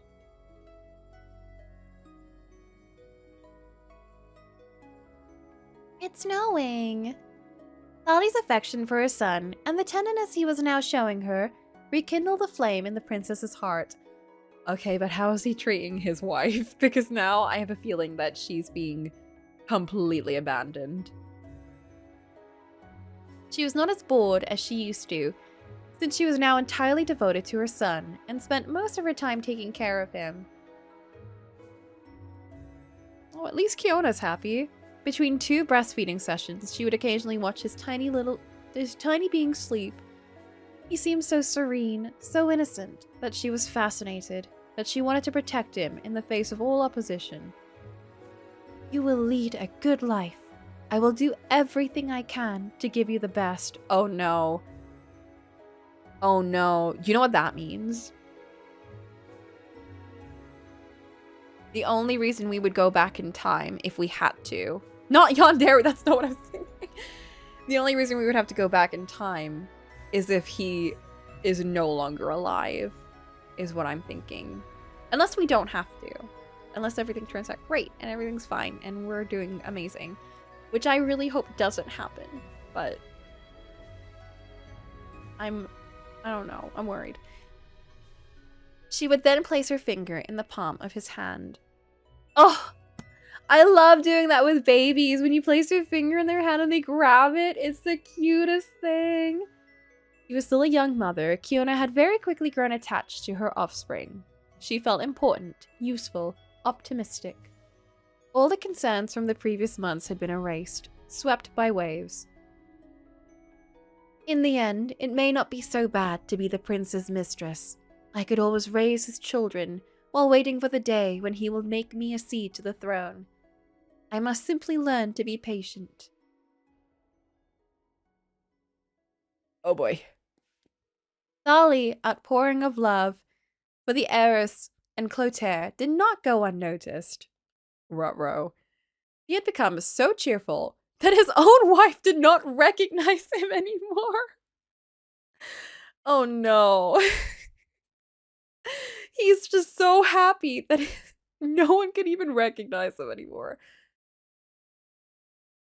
He who had been so cold was now casually laying a kiss on her cheek. Oh no. He was greeting everyone, complimenting everyone. He seemed to fly away with each step rather than walking. To make matters worse, all he did was talk about the sun. That was a nickname he had given to his son. As soon as he was awake, the sun was never off his lips, and when he went to bed, he would call him again. Oh no. In short, he was walking on air, and the queen could only grow suspicious. His hunting parties had become so long, and his fixation on constantly demanding the sun had become so irritating that it did not take long for her to be worked up. Poor girl. The sun, the moon, and Tali, you're right! Oh! My husband is not himself anymore. He must have fallen in love with someone else to be so elated. Oh, poor girl. Who could this person be? And how did she manage to capture his heart where I failed? Oh no. He thought he was clever. Despite a submissive and timid nature, she was nevertheless an extremely jealous woman. I mean, how could you not be when you're just stuck at home all day and you can't have anything? Like, she probably has nothing to do. Although she knew Tali was likely to find himself a mistress, he was the man she knew from childhood, the man she was yearning for. Seeing him, so blissfully content, while she was left on the sideline, could only hurt her. Thus, curiosity had the upper hand. Oh no. I need to know. The next day, she took advantage of the monarch's absence and summoned one of his close valets in order to make him confess. Listen, if you reveal to me who my husband fell in love with, I will make you rich. As it happened, the fellow had precisely overwhelming debts that he was not able to repay. Thus, he only protested for the sake of appearance before spilling everything. That Tali had found himself a mistress, that he would frequently visit her, and she had just given him a child, a son. Seraphine rewarded him as she promised, and retracted to her quarters in a nasty mood. Thus, I have been replaced by another. And she gives my beloved what I cannot give him? How could I possibly fight? According to what the valet said, she's quite young and beautiful. Of course Thali is happy without me. How could it be otherwise? Oh, girl. A deep distress seized her. She had been trying to fulfill her husband and be irreproachable for months, for years to no avail, and her efforts were now reduced to ashes because of a stranger. A new wife and a child. I have become dispensable, a bother, a burden. He's going to rid himself of me, to repudiate me. I will be ordered to return to my parents and be the laughingstock of the kingdom. What are they going to think of me, their only daughter, on whom they had pinned all of their hopes? They will be ashamed of me. Oh boy. Crashed out so hard the nab had hands. Welcome back to the land of the living, boo. Things are not going well here. I'll be sent to a convent. I don't want to live a life of prayer. I want to stay with Thali forever. I want to give him this family he so desires. I want it to be me, and not this girl.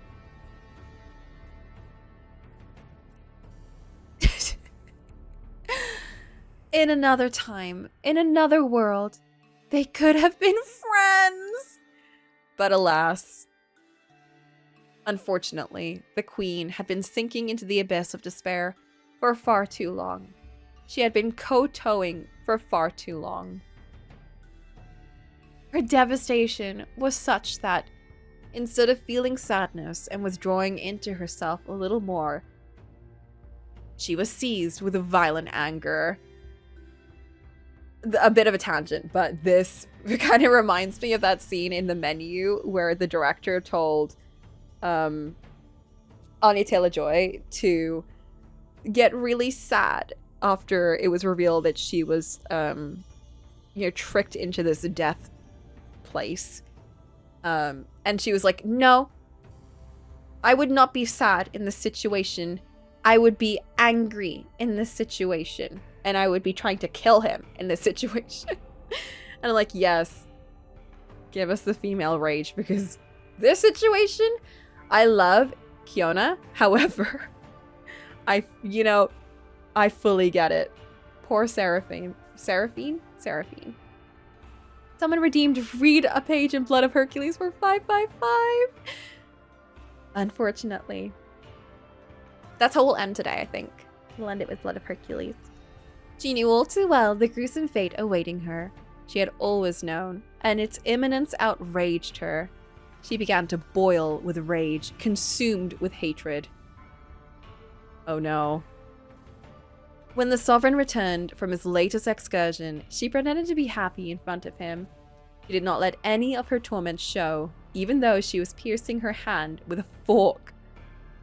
Her heart had been dried up, and she only thought about eliminating her rival.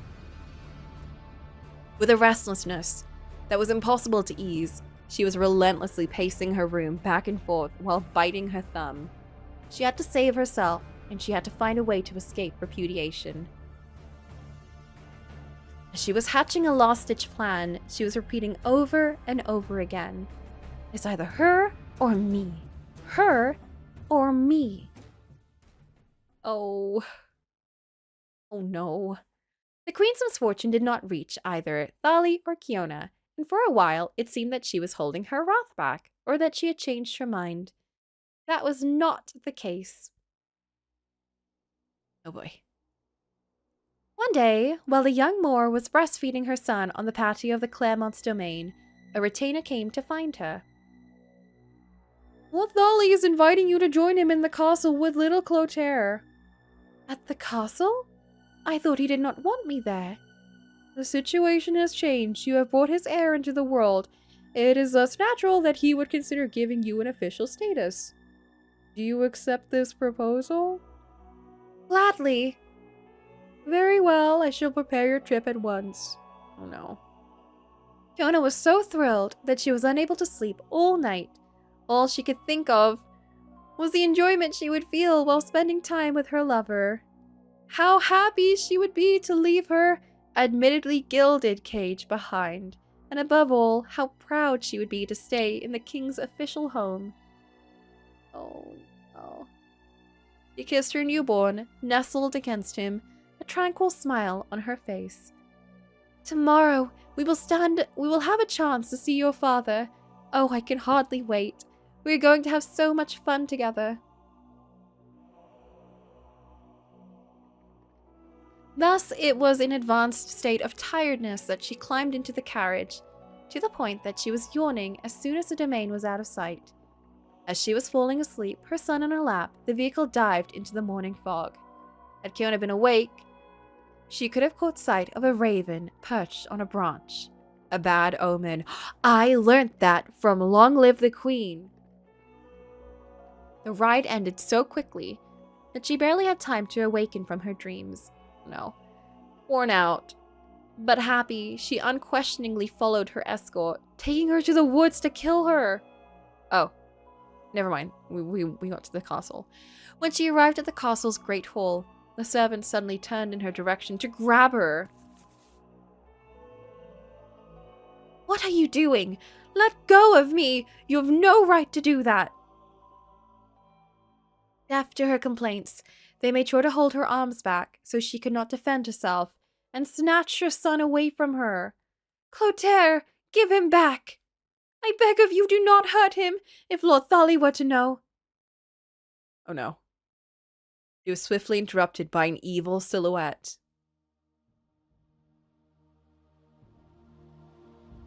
Oh, but Lord Thali will be kept in the dark about this. You see, he is on a trip. That leaves us ample opportunity to settle our differences. Kiona stared at the stranger without understanding. Who are you exactly? How silly of me. I have not introduced myself yet. I am Seraphine, Lord Thali's spouse. Stunned, the young Moor only realized at that moment that she had fallen into a trap. The Queen? That is impossible. How did she learn about my existence? Seraphine came nearer and grabbed her rival by the chin. Oh, in a different situation. This would carry much different meaning. So you are his mistress, the one who makes him so ecstatic. You are the little bitch plotting to destroy me, planning to evict me. That is not my intention. The princess tried to object, but her protestation did not ring true. She had indeed hoped that the monarch would grow wary of his wife and give her place away. She was definitively guilty. You truly think that I am going to believe you? The child I hold in my hands is the very proof of your sin. I am undoubtedly not worthy of your forgiveness, but I would be grateful to you for sparing the child. He is innocent. How well she knows how to speak. You have possessed my husband with the same pretty words, have you not? Weed, you are unaware of the crime you have committed. Because of you, my world is upside down and I cannot think straight. Because of you... Oh, fuck! Sorry, I hit the button again. Blood is all I think about. Kiona tried to apologize, but the queen would not listen. You can keep your eloquence. I do not care in the slightest.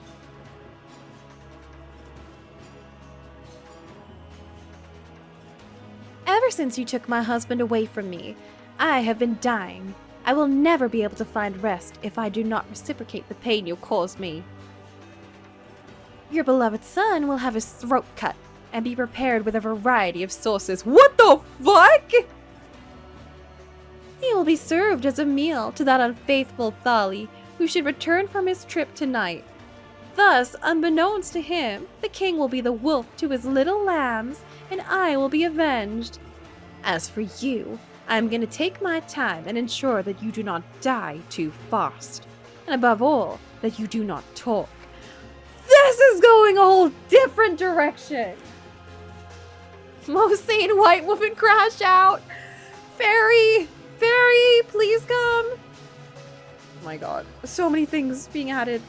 With those words, Seraphine took hold of a blade and forced the young woman to open her mouth. Don't cut her tongue. Don't cut her tongue. Horrified, the princess struggled like a demon in a desperate attempt to escape her cruelty. She kicked in all directions while moaning in vain. The servants were restraining her with an iron grip. Oh no, no, no, no. Before her aghast eyes, the queen grabbed her tongue and cut it off with one sharp move. Fairy! The pain was so excruciating, Kiona instantly shouted herself hoarse. All the servants stepped back as one. Holding up her head, she staggered from left to right while she was howling in a beastly way.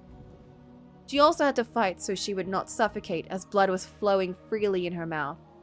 After swallowing a certain amount of it, she began to spit, kneeling on the ground. The flow would not stop and she felt increasingly unwell. Her vision became blurry. The world started to spin. She could not see beyond the puddle surrounding her, the ocean that was staining her clothes, as well as the queen's feet. These deaths are getting worse and worse. The queen was still holding the newborn, and was now wearing a triumphant smile that the young Moor could not even see.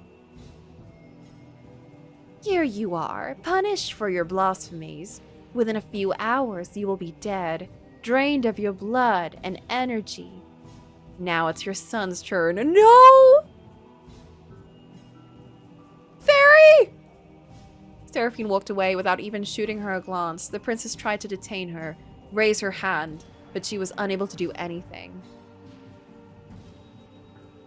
Let yourself die! Invoke the fairy! In a final effort, as she was expelling an ever-increasing amount of blood, she summoned her godmother in her head. Medea, make it so that I can go back in time to undo my mistakes. She did not have time to hear her response because she had already lost consciousness. Oh, thank God we did it. Yikes! The princess brutally regained consciousness on her bed, her breath taken away. No, decidedly she could never get used to such a sensation. It was as if she'd been snatched, sucked into her own flesh. As if she were not truly human anymore, as if her body was merely jammed machine. Quick to malfunction, a puppet that could be controlled at leisure. Crazy. How far back? It's gonna be the night of everything happening, you know, when we were running away. The night where we run away. It always brings us back to this moment. What is a machine? Hey, they had machines back then. They were just like cog machines. For the fourth time, she remained completely frozen, a terrifying expression on her face.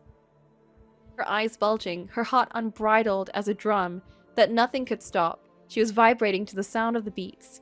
She was slowly recovering the use of her limbs. With each pulsation, it was another turn of the clock. One more second that was flowing by. One more memory that was flooding her mind. The alteration of time impaired her vision. Her room, so familiar, so peaceful, was getting more and more distorted. She could only see the cold ground covered in red. She could only see the evil grin of Seraphine, her murderer. In contrast to previous times, she was unable to dispel the illusion and stayed prisoner of her final moments for a long time, her mouth on fire, lying in a pool of her own blood. Yeah, I think this one in particular was a lot more traumatic than the others, and that's saying a lot considering. Slowly, she also felt as if she was suffocating, her wrist starting to become irritated. She tried to scream. The empty air echoed. No, no, not that! Her agony seemed never-ending. Nothing made sense anymore. And suddenly, she heard a cough in the same room. Nahima? The simple sound dragged her away from Prince Thali's castle, and she became able to perceive her surroundings. Without knowing it, her retainer had probably just saved her. Yet despite the change of scenery, her mind had not really left the nightmare, and she still felt like she was dying and in danger. Barely conscious, Kiona mechanically stood up. Without moving an inch, staring vacantly into space, she ordered in a monotonous voice, I need some time alone. Let me be, Nahima. Understood, Princess. When would you like me to come back? I will come to get you myself. Without really knowing why, the lady-in-waiting understood That her mistress had no intention to come find her. she felt a great deal of sadness, esteeming that she was being removed from an important moment, but she could not protest. Given her harsh and brusque look, she could clearly see that pressing the young Moor would be pointless. She could only obey and hope that she would change her mind. With a small curtsy, Nahima exited the room. You know where to find me if you ever need me. Nahima. The servant had barely been dismissed that Kiona raised her eyes. They were bloodshot.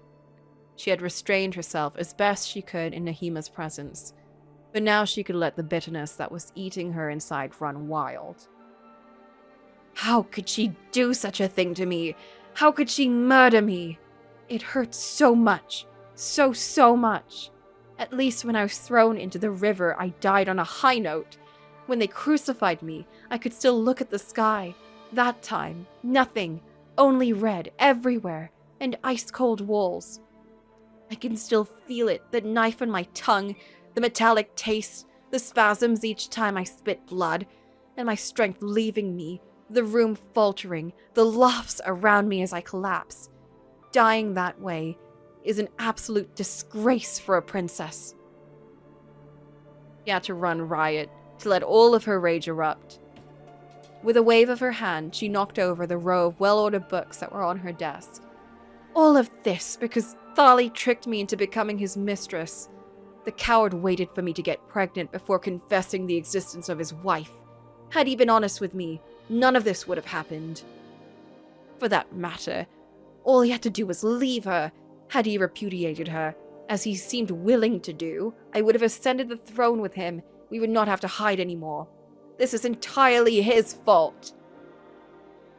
I'm not going to disagree with you there. Still raging, she grabbed the curtains from her bed and slowly ripped them. Worst of all, she took my son. Clotaire does not exist anymore. He has never existed. Seeing as I am back at my starting point, I thought I had finally found a reason to live. I thought I had found someone to fight for, someone to protect and love. He was all I had, and they took him away from me. They killed him! My little darling, my sunshine, why? I did not even have the time to truly know you. Fiona knelt, consumed by pain. I had promised him that nobody would hurt him.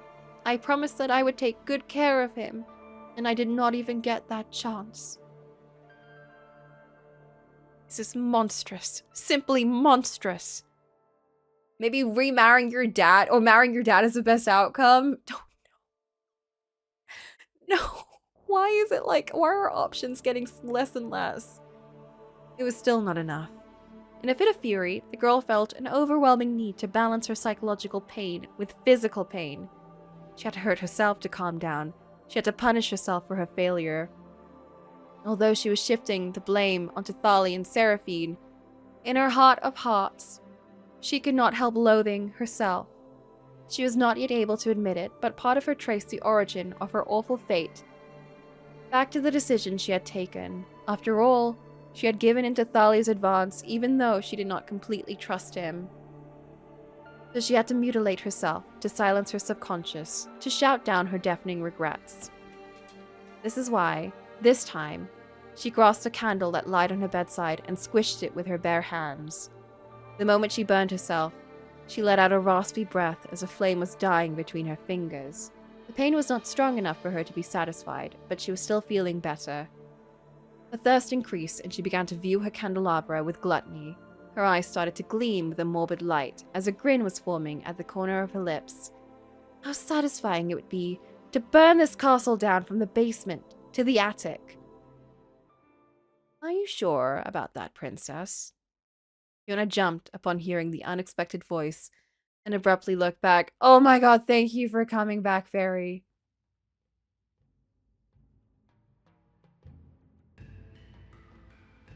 The fairy had appeared in one of the corners of the room, without warning, and was now emerging from the shadow with self-confidence. I knew that I was right to watch over you since we forged that pact. Humans always have that annoying tendency to let power go to their head and commit mistakes that they regret later. But still, I did not expect to see you go from princess to pyromaniac in less than an hour. Hang me if nothing has happened to trigger that sudden transformation. Oh, she promised to tell her. The young Moor stared at Medea, half scared, half irritated. She didn't really want to explain her situation, as it would make her waste some precious time, and she absolutely had to develop a new strategy. On the other hand, she was still too scared of the fairy to dare upset her. She did remember making a promise to her back when she had visited her in Claremont's domain. It's true. If by misfortune you come to return to the Night of the Pact, you must immediately inform me of the situation. Yes, godmother. After briefly weighing up the pros and cons, Kiona esteemed it was too dangerous to deliberately lie to her, and the creature could even help her out of this whole ordeal. Thus, she took a deep breath and tried. And that is, I think, a good place to stop for today, because I feel like we're going to get into another story from here. And it is getting late, and also, I need to go. And that was a lot. That was a lot. Oh my god. That might have been the worst one, I think.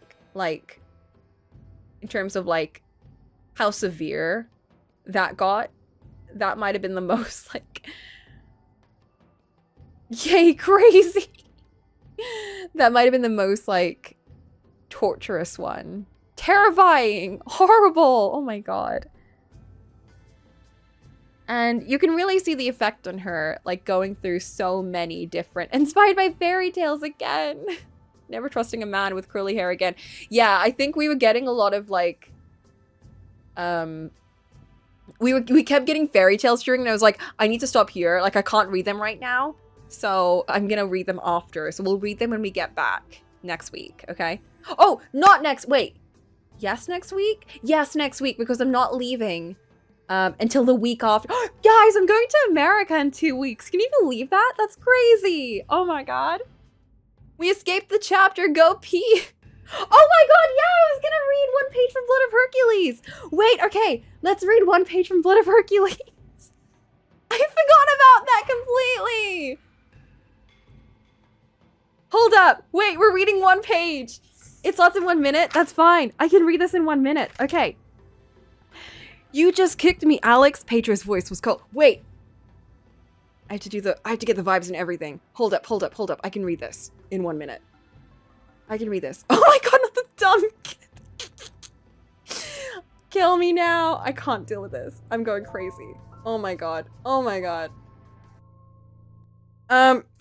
You just kicked me, Alex. Petra's voice was cold. You spoiled little brat. The irony of him calling me spoiled while using the awful name they used to use on me was not lost on me. Please don't call me that name, I whispered quietly. Kick me like that again, Petra said as he stalked forward. Through the hip-level war, and I'll break your fucking leg, Alex. How the world worshipped the cruel man in front of me was beyond my comprehension. Sure, he was interesting to look at, but so was magma before it burned you alive, widening my sole legs, a scarlet cloud rising in the water. From the open wounds on my feet, I tried to look like I wasn't 5 seconds away from passing out and drowning. Vicious memories played on a loop at the edge of my subconscious. Petro took another step forward, so he was within lunging distance. Retreat. Turning, I sprinted. Brackets hobbled slowly. Over the pebbles on the shoreline back up on the deck. There was a trail of red behind me. Grabbing a towel off the chair farthest from Achilles, I angled myself behind the furniture and Nero. With my head tilted so I could keep my right eye on both men, I prepared to scream for Nyx. When Petro charges, I'll bash him over the head with a chair. The son of Aphrodite stalked onto the deck, and I plastered myself against the wall next to the French doors. Nero turned his head to the side and looked back at me, like he was asking, "What is wrong with you women?" So much. He bared his teeth, not again, and growled, like he wanted to maul me. I grimaced. "You're such a drama queen. I'm not gonna attack you, Alexis." Petro rolled his eyes as Achilles handed him a towel. "Not right now." Petro lunged in my direction and I screamed. He chuckled as I clutched my chest. We did it! I did it in 1 minute! Okay, good night, everyone! Bye-bye!